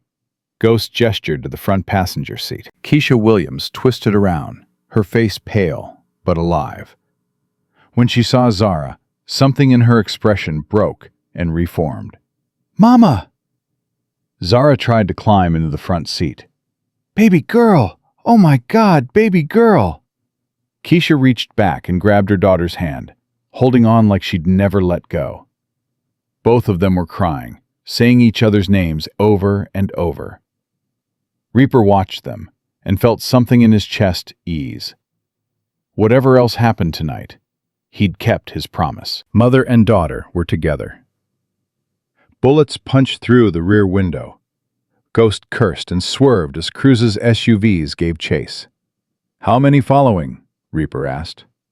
3 vehicles, maybe 12 men total. "Can we lose them?" Not in this car. Engine shot from the Clubhouse raid. We're running on fumes and prayers. Reaper's phone rang. Hammer's voice came through, urgent. "Boss, we heard the explosion. Where are you?"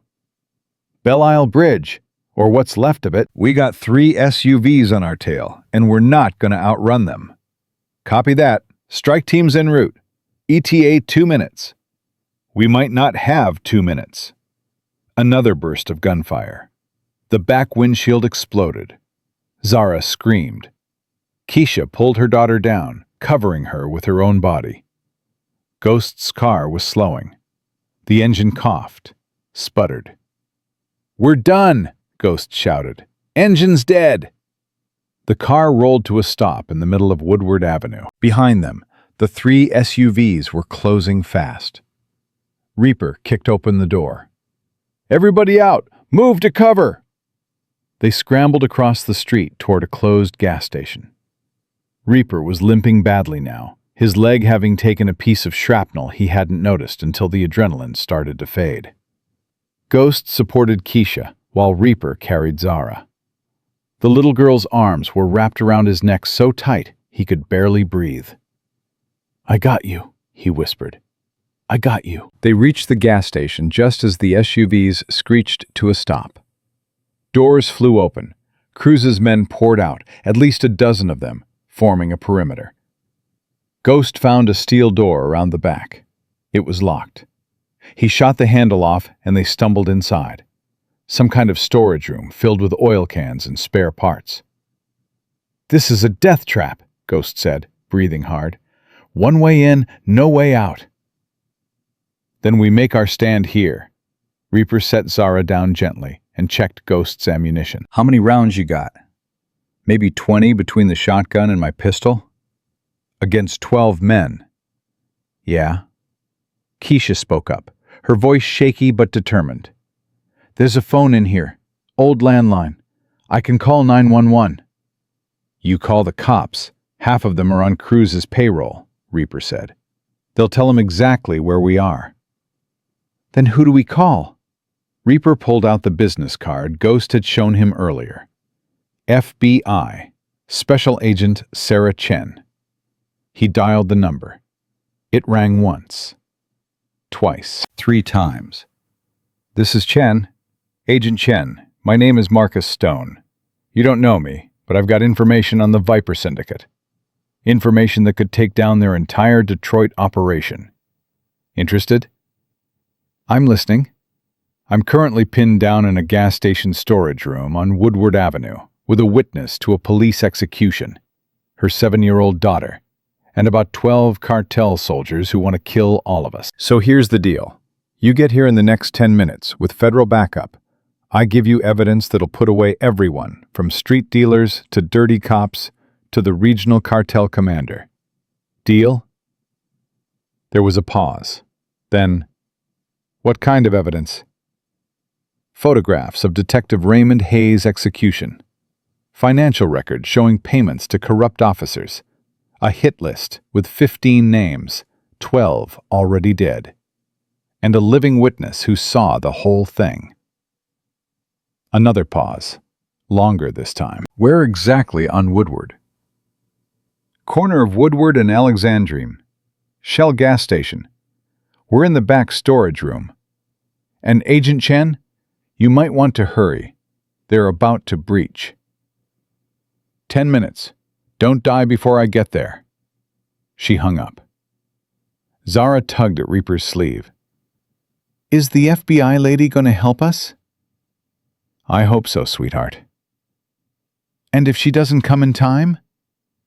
Reaper checked Ghost's shotgun. Then we fight. Something heavy slammed against the steel door. Once. Twice. They were using a battering ram. Keisha pulled Zara close. Baby, I need you to hide. Behind those oil drums. And no matter what you hear, you don't come out until Mama or Mr. Reaper says it's safe. Understand? I don't want to hide. I want to stay with you. I know. But Mama needs you to be brave one more time. Can you do that? Zara's bottom lip trembled, but she nodded. Keisha walked her to the back corner and tucked her behind a stack of oil drums. The door shuddered again. The battering ram was making progress. Metal groaned. Ghost took position to the left of the door. Reaper took the right. When that door came down, they'd have maybe 3 seconds of surprise before superior numbers overwhelmed them. Ghost? Reaper said quietly. Yeah, boss. It's been an honor. Likewise. The door exploded inward. 2 Vipers rushed through, weapons raised. Ghost's shotgun roared, dropping the first man. Reaper fired Ghost's pistol, hitting the second man in the shoulder. But more were coming. 4 more poured through the door, then 6. The storage room erupted into chaos. Muzzle flashes lit the darkness. The stench of gunpowder filled the air. Ghost went down with a bullet to the leg.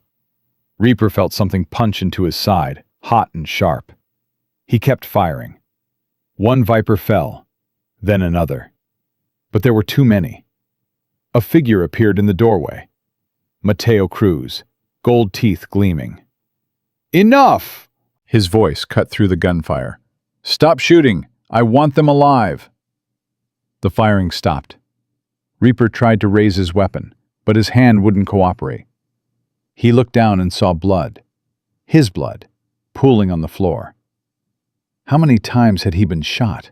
2? 3? Cruz walked into the storage room, stepping over bodies. His men flanked him, weapons trained on the survivors. Senor Stone, you've cost me a great deal tonight. Men, resources, reputation. And for what? 1 nurse and her brat of a child? Cruz shook his head. Disappointing. Go to hell. Eventually. But you first. Cruz raised his pistol, aiming at Reaper's head. That's when Zara stepped out from behind the oil drums. No! Keisha screamed. Zara, get back! But Zara walked straight toward Cruz, her small hands clenched into fists. Don't hurt him, she said, her voice steady, despite the tears streaming down her face. You want me, right? That's what this is all about? So here I am. Let them go, and you can have me. Cruz lowered his weapon slightly, surprised. Well, the little mouse has teeth after all. I'm not a mouse. I'm a girl whose mama taught her to be brave. And I'm brave enough to trade myself for them. Zara, no! Reaper tried to stand, but his legs wouldn't hold him. Don't you dare! It's okay, Mr. Reaper. Zara looked at him with eyes that had seen too much, understood too much. You kept your promise. You saved my mama. Now I gotta keep mine. What promise?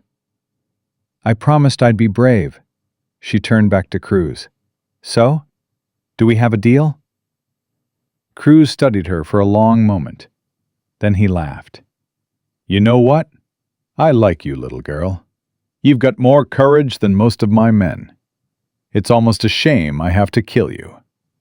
He raised his pistol again, this time aiming at Zara. Reaper lunged forward, his body moving on instinct. He didn't think about his injuries or the impossibility of reaching her in time. He just moved. The gunshot was deafening in the enclosed space, but it didn't come from Cruz's weapon. Cruz stumbled backward, a red stain spreading across his expensive suit. His gold teeth flashed in confusion as he looked down at the wound in his chest. Behind him, in the doorway, stood FBI Special Agent Sarah Chen. Her weapon was still raised, still smoking. FBI! Everyone on the ground! Now! Tactical agents poured through the door, weapons drawn, shouting commands. The Vipers dropped their guns and hit the floor. Cruz tried to run, but his legs folded under him. Agent Chen walked past the surrendering cartel members and knelt beside Reaper. Marcus Stone? That's me. You look like hell. Feel worse. EMTs are 2 minutes out. Think you can hold on that long? Reaper looked past her to where Zara was wrapped in her mother's arms, both of them crying, but safe. Alive. Yeah, he said.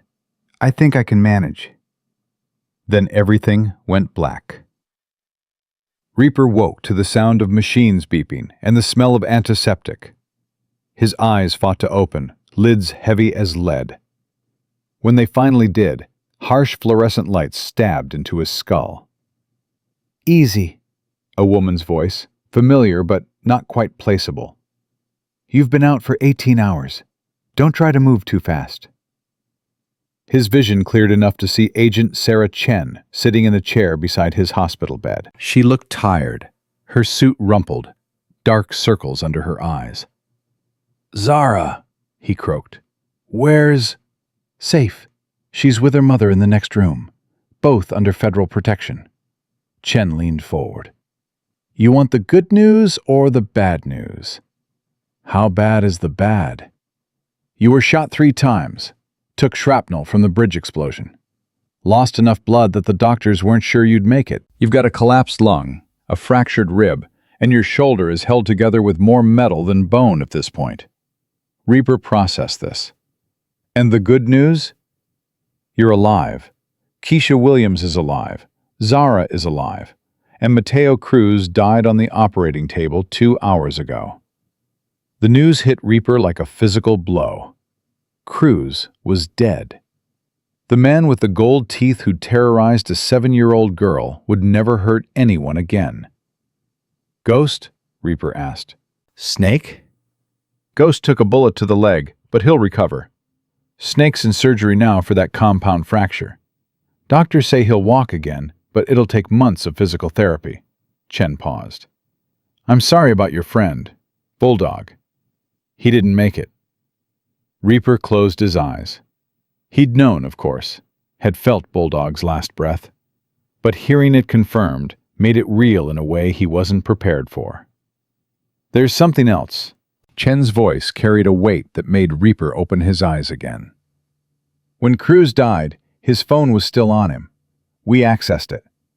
Marcus, he had files on everyone. Your entire club. Addresses, family members, daily routines. He'd been planning a systematic elimination of the Hells Angels. You weren't just saving Zara and her mother. You stopped a massacre. How many were on his list? 23 names. Every member of your club. Plus Raven and a few other associates. Chen pulled out her tablet and showed him photographs. These are the weapons we recovered from the warehouse. Military grade. Enough firepower to wipe out a small town. And we found something else. She swiped to a new image. It showed a detailed map of Detroit with locations marked in red. Cruz wasn't just running drugs. He was building an empire. In 6 months, he would have controlled every major distribution point in Michigan. In a year, he'd have expanded to Ohio and Illinois. You didn't just save a family, Marcus. You stopped a cancer from spreading. I didn't do it for that. I did it for a kid who knocked on my door. I know, but the results are the same. Chen stood up. Which brings me to why I'm really here. The Bureau wants to offer you a deal. Reaper's jaw tightened. Not interested. You haven't heard it yet. Don't need to. I know how these things work. You want me to flip on my brothers. Give you information on Hells Angels operations in exchange for immunity. The answer is no. That's not what I'm offering. Chen crossed her arms. The evidence you provided, the photographs, the financial records, Keisha's testimony, we've already arrested 12 Detroit police officers. 4 of them were senior ranking. We've frozen $17 million in cartel assets, and we've identified 32 Viper operatives across 5 states. This is the biggest blow to cartel operations in the Midwest in a decade. So what do you want? Nothing. You've already given us everything we need. Chen's expression softened. But I can give you something. Full immunity for you and your club for everything that happened during this operation.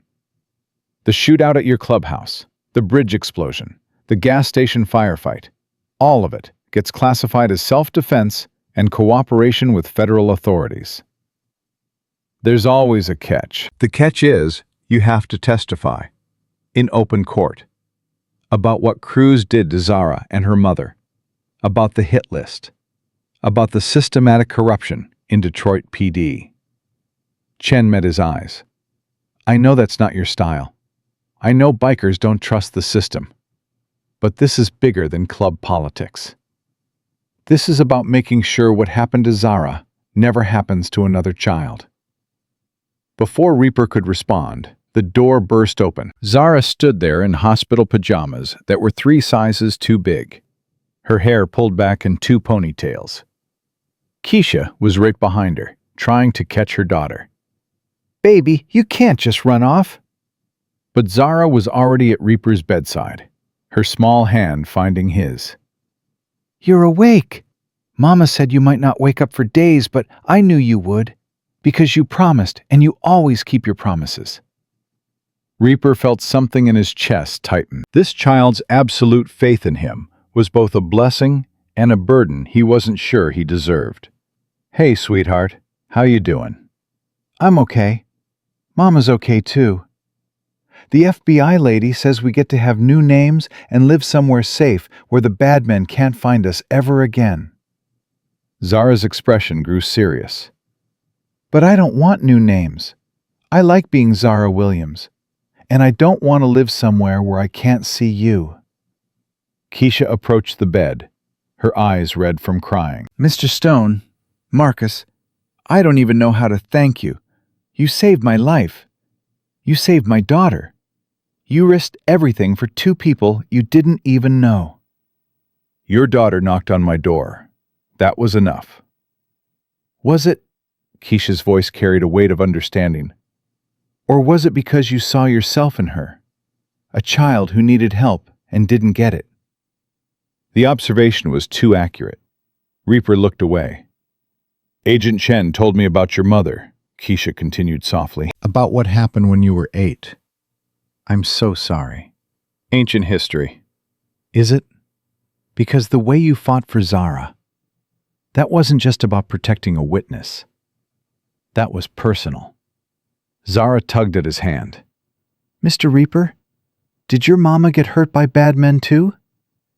He looked down at this 7-year-old girl with eyes that had seen too much.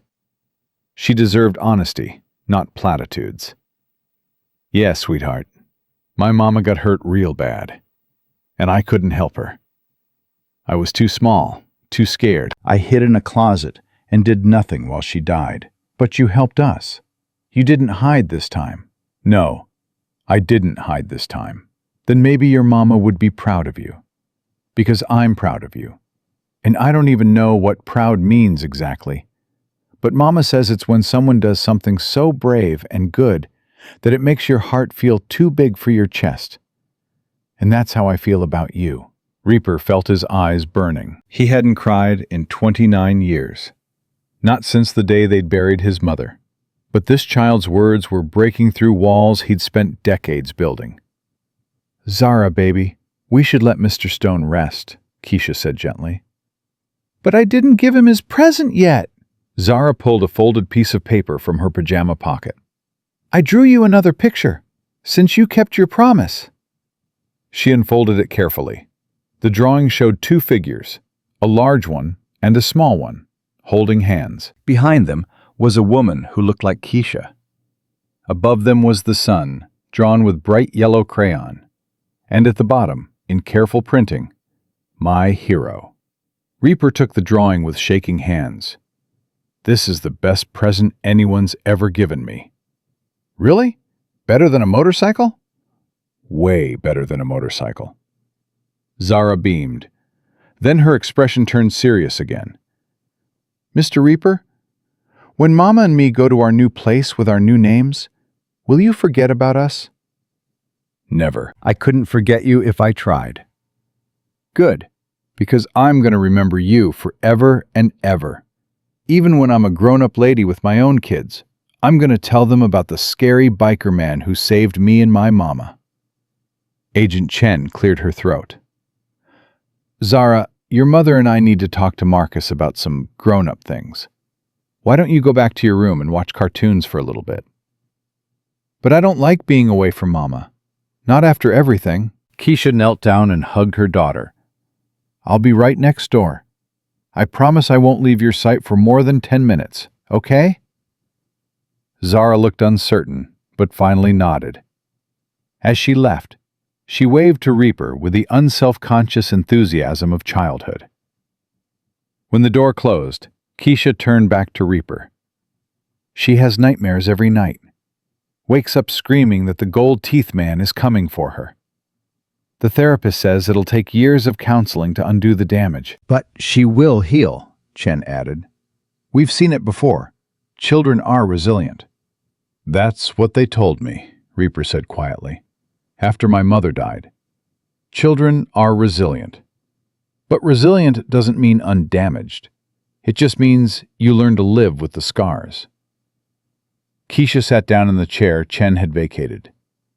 "The FBI wants us to enter witness protection. New identities, new city, new everything. They say it's the only way to be truly safe from cartel retaliation. It probably is." But Zara keeps asking about you, about whether she'll ever see you again. And honestly, I'm asking the same question. Keisha's voice cracked. "You gave us our lives back. You can't just disappear now." "Witness protection means no contact with your old life. That includes me. I know what it means. But my daughter has latched on to you in a way she hasn't with anyone since her father died 3 years ago. You're not just the man who saved us. You're her hero, her protector, the person she feels safe with."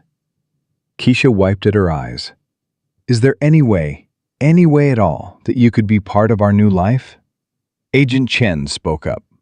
"There might be. If Marcus agrees to testify and cooperates fully with our investigation, we could make arrangements for supervised contact. Not often, and with heavy security protocols, but possible." "What kind of testimony are we talking about?" Reaper asked. Grand jury proceedings against the remaining Viper operative. Trial testimony against the corrupt cops. Maybe 3 to 4 court appearances over the next 6 months. Chen pulled out a file folder. "In exchange, full immunity for you and your club. Witness protection for Keisha and Zara, with allowances for limited contact with you. And a clean slate." A clean slate. Reaper almost laughed. "I've been a criminal my entire adult life. There's no such thing as a clean slate for people like me." "Maybe not. But there's such a thing as redemption, and I think you've earned it." Chen placed the folder on his bedside table. "Think about it. Take your time. Well, not too much time. I need an answer by tomorrow." She left, leaving Reaper alone with Keisha. "You don't have to do this," Keisha said. "You don't owe us anything more than you've already given." "It's not about owing. It's about—" Reaper struggled to find the words. "Your daughter makes me want to be better than I am. Makes me think maybe I can be the man my mother would have wanted me to become. And I don't know if I can walk away from that." "Then don't. Testify. Be part of our lives. Let Zara have her hero." "I'm nobody's hero." "You're wrong. You're hers. And whether you like it or not, you're mine too." Keisha reached over and squeezed his hand. "We're family now, Marcus. The kind you choose, not the kind you're born into. And family doesn't abandon each other." Before Reaper could respond, His hospital room door opened again. This time it was Hammer, Ghost limping beside him on crutches, and Raven bringing up the rear. "Well, well," Hammer said with a grin. "Sleeping Beauty finally wakes up." "How's Snake?" Reaper asked immediately. "Out of surgery. Doctors say he'll be in a wheelchair for a while, but he'll walk again." Hammer's grin faded. "We gave Bulldog a proper send-off. Small service, just the club. Buried him with full honors." I should have been there. You were too busy bleeding out in ICU. Bulldog would have understood. Ghost lowered himself into a chair, wincing as his injured leg shifted. "We got bigger problems anyway." "What kind of problems?" "The kind where half the motorcycle clubs in the Midwest want to know what the hell happened. Word spread about our war with the Vipers, about how we took on a cartel, and won." Ghost pulled out his phone and showed Reaper a text thread. "Tommy Steele from the Iron Wolves wants to meet. So does Phoenix from the Wildcards. And Diesel from the Desert Scorpions. They're calling it the Detroit Miracle, a biker club taking down organized crime. It wasn't a miracle. It was desperation and luck. Maybe, but the legend's already spreading, and legends bring their own problems." Hammer crossed his arms. "We got prospects showing up at what's left of our clubhouse wanting to join. We got smaller clubs wanting to ally with us. Hell, we even got a movie producer calling about rights to the story. Tell them all no." "Already did. But boss, we need to talk about rebuilding. The clubhouse is gone. Our arsenal is gone. Half our bikes got destroyed in the fight. We're operating out of an auto shop right now." Raven spoke up for the first time. "The community's been asking about you, Marcus. About all of you. People want to help. There's a GoFundMe that's raised almost $70,000 for rebuilding the clubhouse. We don't take charity. It's not charity. It's gratitude. You saved a neighborhood kid. You took down the drug dealers who'd been terrorizing the community for months. You're heroes, whether you like it or not." "I didn't do it to be a hero." "That's what makes you one," Keisha said softly. A knock at the door interrupted them. A nurse poked her head in. "I'm sorry, but visiting hours are almost over, and Mr. Stone needs his rest." As everyone prepared to leave, Zara appeared in the doorway again, her mother's phone in her hands. "Mr. Reaper, Mama let me take a picture of you for when we go to our new place and I miss you. Is that okay?" "Yes, sweetheart, that's okay." She held up the phone and snapped a photo, her face serious with concentration. Then she ran to his bedside one more time and kissed his cheek. "Thank you for being my hero. Even though you say you're not one, I know you are. And when I grow up, I'm going to be just like you. I'm going to help people who are scared and protect kids from bad men." "You do that, Zara. You be better than me. Be the person I should have been." As they all filed out, Reaper was left alone with his thoughts and the drawing Zara had made. He stared at the crayon figures holding hands, at the words, "My hero," printed in a child's careful handwriting. His phone buzzed. A text from Agent Chen. "Decision time tomorrow. Choose wisely. What you do next defines who you become." Reaper thought about his mother, Angela Stone, who died because no one had been brave enough to stop the violence. He thought about Bulldog, who'd given his life protecting people he barely knew. He thought about Zara, a 7-year-old girl who still believed in heroes despite everything she'd endured. And he thought about the choice in front of him. Keep running from his past, or finally face it. Keep being the criminal his circumstances had made him, or become the man his mother had hoped he'd be. The decision, when it came, was easier than he expected. He picked up his phone and called Agent Chen. "It's Marcus. I'll testify. All of it. Grand jury, trials, whatever you need. But I've got conditions." "I'm listening." "Zara and Keisha get to stay in Detroit. New identities, yes. Federal protection, yes. But they don't get shipped off to some random city where they know nobody. This is their home. You make it safe for them to stay." That's a tall order. Then make it happen, because I'm not testifying unless Zara can grow up in the city where her mother works, where her friends are, where she feels safe. You've got enough Viper arrests to justify maintaining a protective presence here. There was a pause. I'll see what I can do. What else? The Hells Angels get immunity for everything, not just the recent stuff. I want a clean slate for my entire club. Past crimes, current investigations, all of it. Marcus, I can't just— Yes, you can. You said this was the biggest blow to cartel operations in a decade. That's worth something. That's worth protecting the people who made it happen. Another pause. Longer this time. I'll have to run this up the chain. But off the record, I think I can make it work. The Bureau's more interested in taking down cartels than prosecuting biker clubs. Anything else? Yeah, I want to be able to see Zara. Not just supervised visits. I want to be part of her life. Birthdays, school events, the normal stuff. She's been through hell, and she needs stability. She needs people she trusts. That's highly irregular. So is a 7-year-old girl taking on a cartel enforcer. Irregular seems to be our specialty. Chen actually laughed. You're not wrong. Okay, Marcus. I'll make it happen. All of it. In exchange for your full cooperation. Deal? Deal. After he hung up, Reaper lay back against his pillows and stared at the ceiling. His body was broken. His club was scattered. His best friend was dead.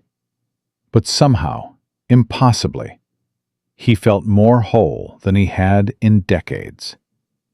Because a little girl with cornrows and a torn purple jacket had knocked on his door and given him something he thought he'd lost forever. A reason to be better. A reason to fight for something that mattered. A reason to believe that maybe, just maybe, redemption was possible after all.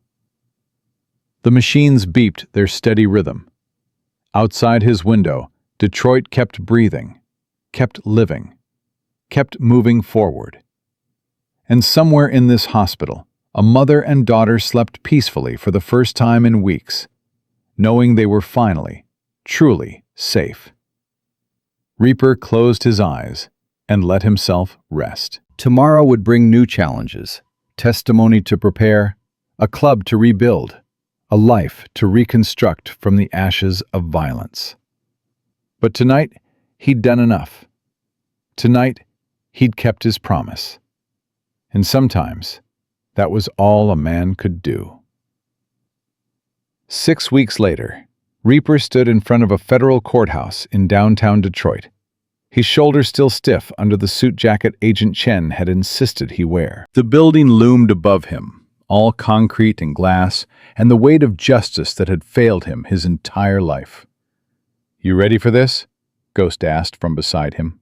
His friend had ditched the crutches 2 weeks ago, but still walked with a slight limp. "No, but I'm doing it anyway." Inside the grand jury room, 12 citizens sat in judgment.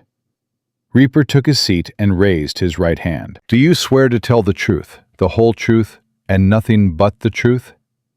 He thought about his mother, about Bulldog, about a 7-year-old girl who'd knocked on his door in the rain.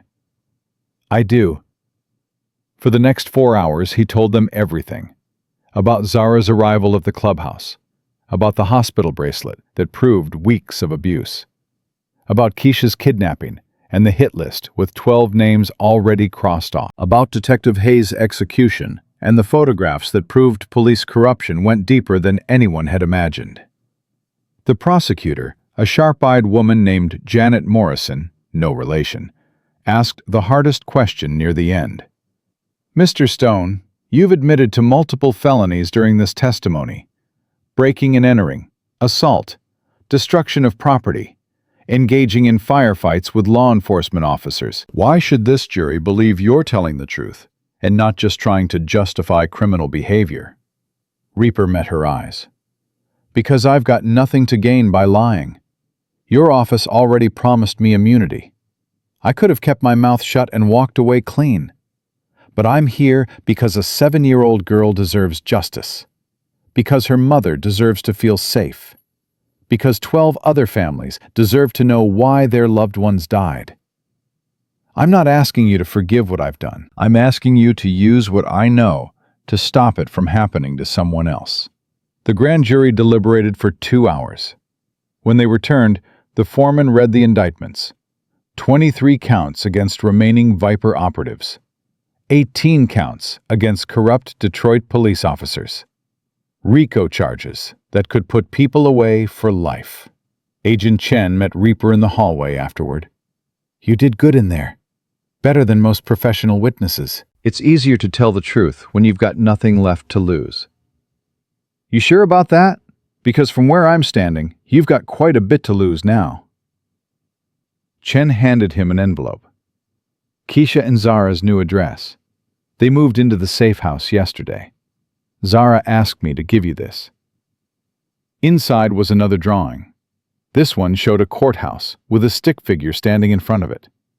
Above the figure, in careful printing, "My hero told the truth." She watched the news coverage, Chen explained. Saw you going into the courthouse. Asked her mother what you were doing. Keisha told her you were making sure the bad men could never hurt anyone again. And what did Zara say? She said, "I knew he would. Heroes always keep their promises." Chen smiled. Kid's got you figured out. She sees a better version of me than actually exists. Maybe. Or maybe she sees who you could be if you stopped punishing yourself for things that weren't your fault. Chen's expression turned serious. The address in that envelope comes with conditions. You show up unannounced, federal marshals will arrest you. You bring anyone with you, same thing.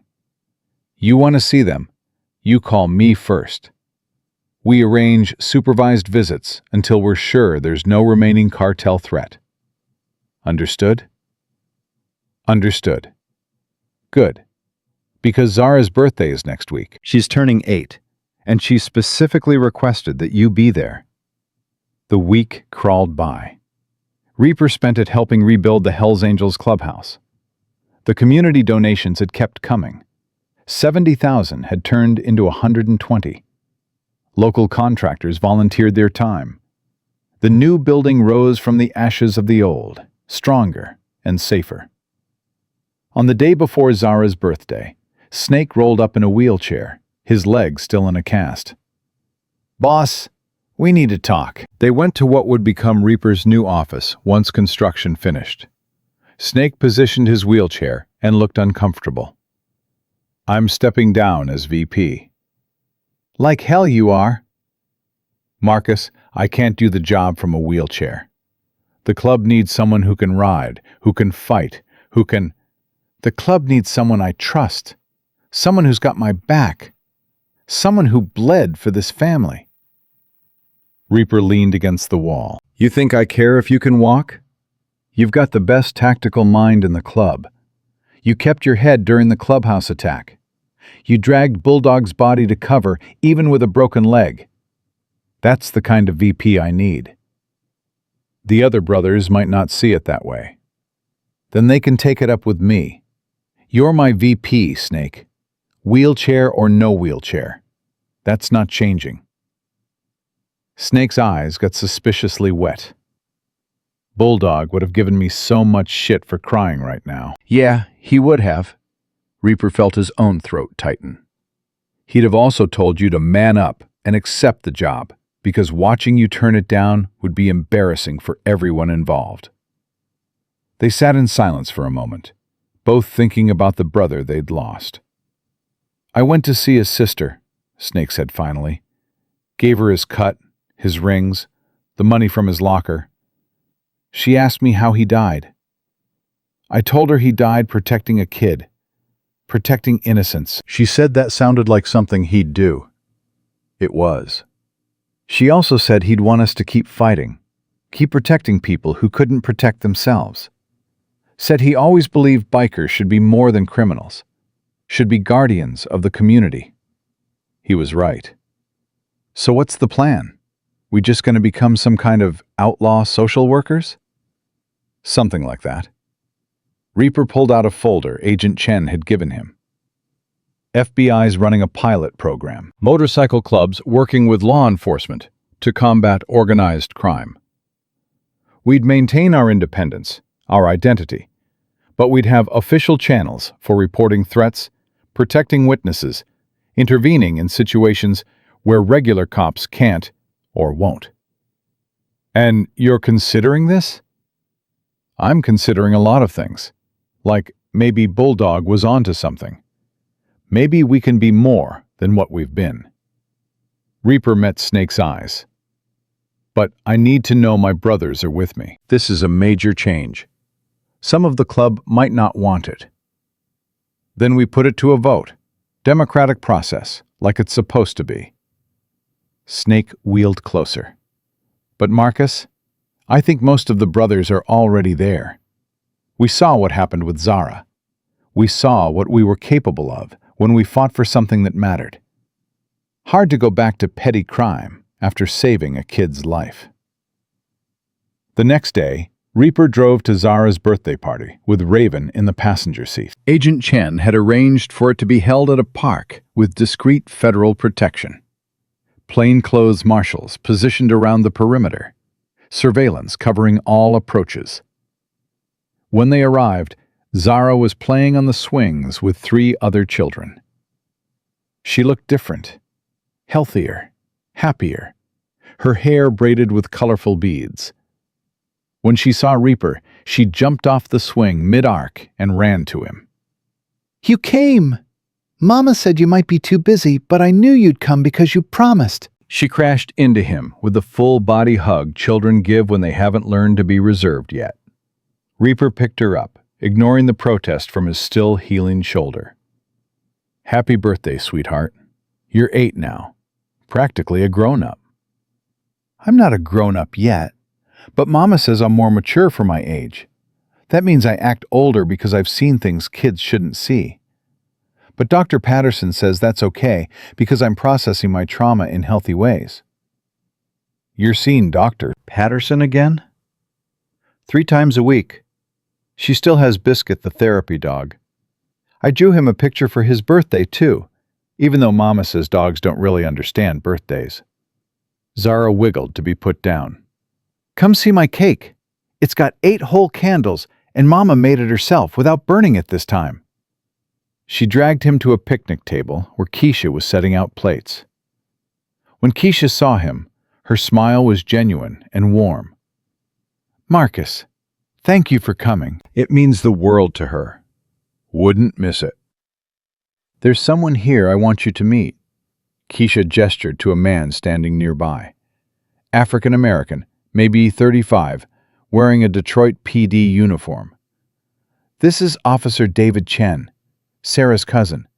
He's been assigned to our protective detail. David extended his hand. Marcus Stone, I've heard a lot about you. Good things, I hope.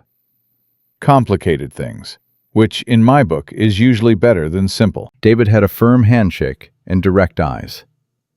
Sarah told me what you did, what you risked. I wanted to shake the hand of a man who'd go to war for a child he didn't know. Just did what needed doing. That's what heroes always say. David smiled. For what it's worth, not all Detroit cops are on cartel payrolls. Some of us are still trying to do the job right. And what you helped expose, the corruption, the murders, you made it possible for guys like me to actually clean up this city. Before Reaper could respond, Zara was back, pulling on his sleeve. Mr. Reaper, I have a present for you. I know it's supposed to be my birthday, but Mama says giving presents makes you feel as good as getting them. So I made you something. She handed him a package wrapped in newspaper comics. Inside was a photograph in a handmade frame decorated with glued-on macaroni and glitter. The photo showed Zara and Reaper from that first night. He was holding her in the clubhouse, both of them soaked from rain, both looking exhausted, but safe. Mama took this with her phone before the bad men took it. The FBI people got it back and printed the picture for me. See? That's when you first promised to help us. That's when you became my hero." Reaper stared at the photo. He looked terrible in it, soaked, bleeding, half dead on his feet. But Zara looked safe.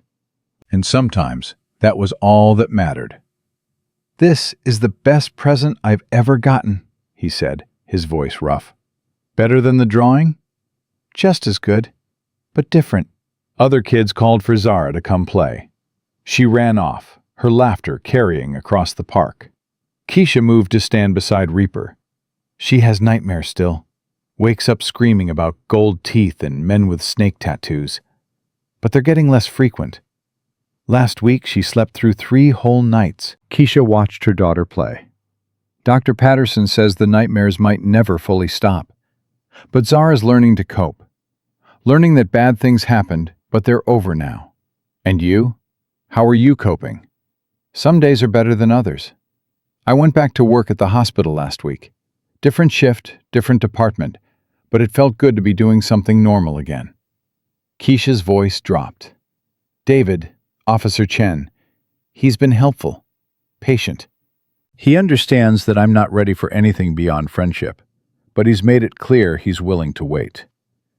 He seems like a good guy." "He is. But Marcus, I need you to know, whatever happens with David or anyone else, you're always going to be family. You gave me back my life. You gave me back my daughter. That kind of debt doesn't get repaid. It gets honored." The party continued with cake and presents and games that made Zara laugh with the unself-conscious joy of childhood slowly being reclaimed. When it was time for Reaper to leave, Zara walked him to his bike. "Do you have to go?" "Yeah, sweetheart. I've got work to do. We're rebuilding the clubhouse." "When can I see you again?" "Soon. Agent Chen is setting up regular visits, maybe every 2 weeks to start." "That's not enough. I want to see you every day." "I know, but this is how it has to be for now, to keep you safe."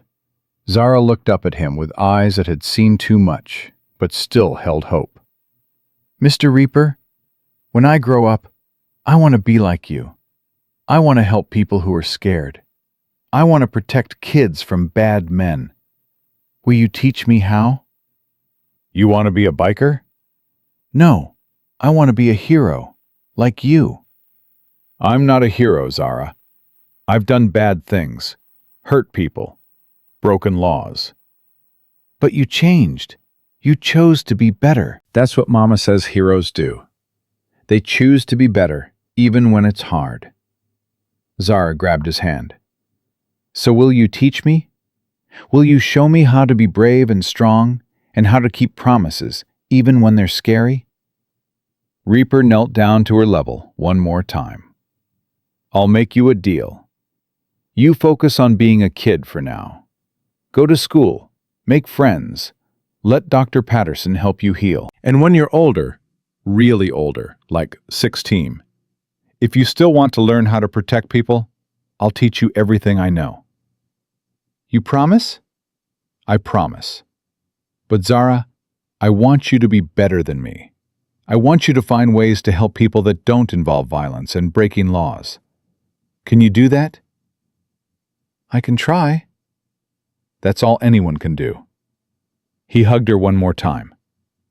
"Happy birthday, sweetheart. Stay strong. Stay brave. And remember, you're the one who saved us, not the other way around. You knocked on our door and gave us a reason to be better. Don't ever forget that." 3 months later, Reaper stood at the grand opening of the new Hells Angels clubhouse. But it wasn't just a clubhouse anymore. The front half was a community center, after-school programs for kids, job training for ex-convicts, resources for domestic violence victims. The back half was still the traditional club space, bar, pool tables, meeting room, but the weapons were locked away. The illegal activities were done.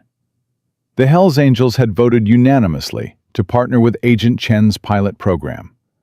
They were still bikers, still outlaws in spirit, but now they channeled that rebellious energy into protecting the community instead of preying on it. Snake rolled up in his wheelchair, He'd refused the promotion to a motorized one, insisting he'd walk again even if it took years. "First call just came in," Snake said, holding up his phone. "Domestic violence situation on the east side. Woman too scared to call the cops because her husband's a police sergeant. She called us instead." "What's the play?" "Ghost is already on his way with Hammer and 2 others. They'll extract the woman and her kids, get them to a safe house, document the abuse. Then Chen's people take over for the legal side." "Good." Reaper looked around the new clubhouse. "This is working." "Yeah, Bulldog would have loved it. Probably would have made some joke about us going soft, but he'd have been proud." The front door opened.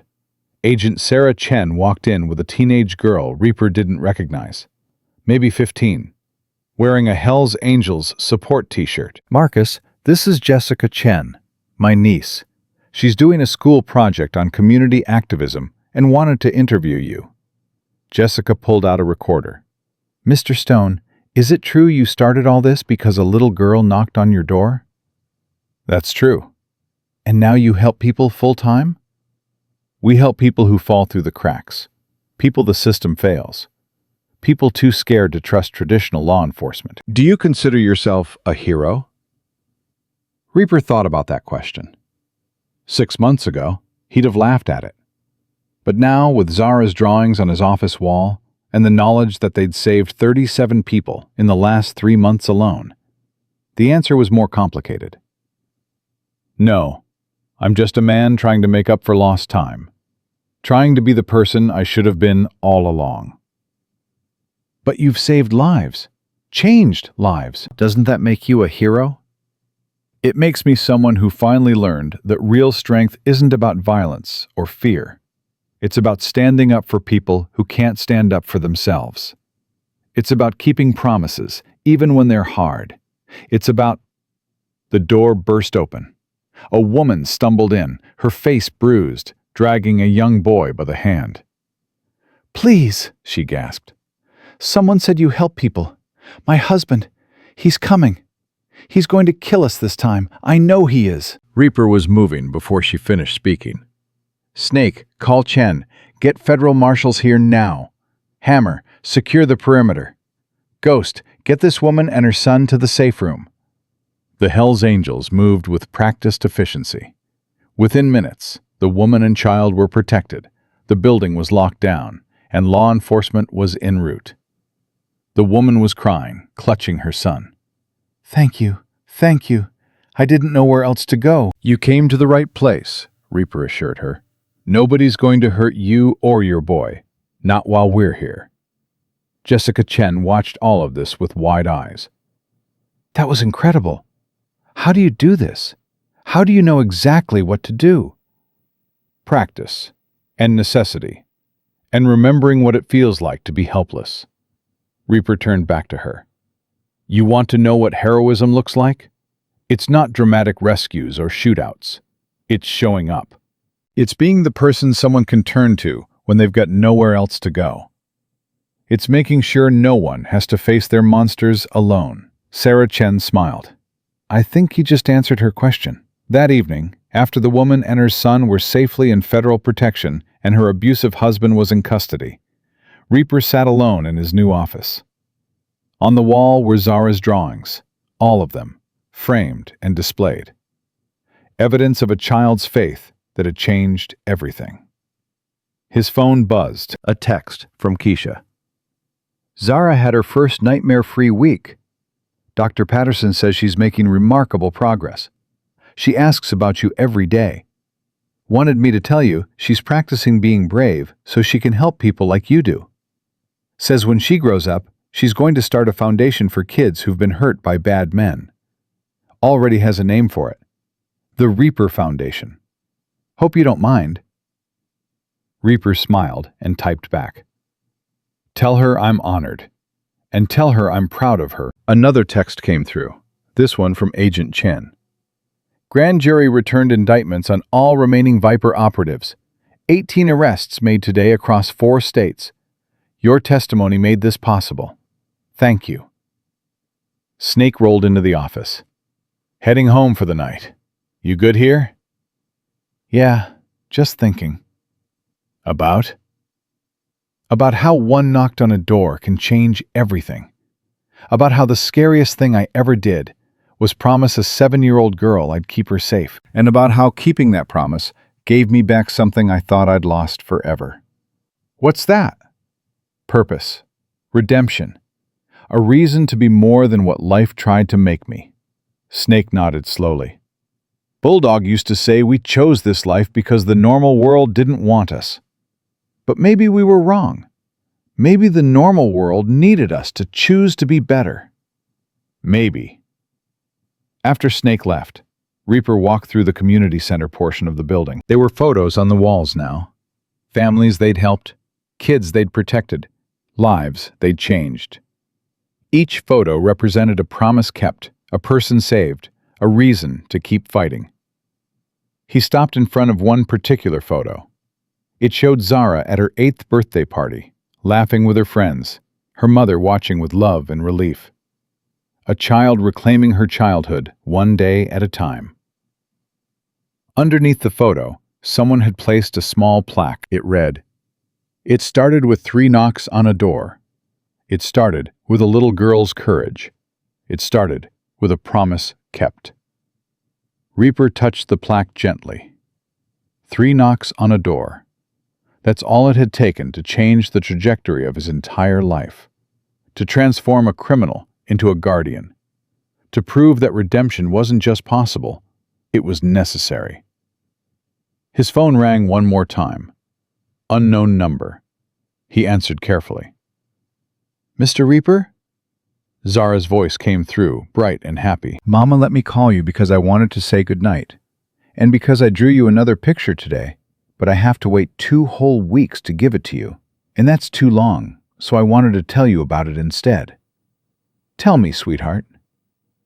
It's a picture of you and me and Mama and all your biker friends standing in front of the new clubhouse.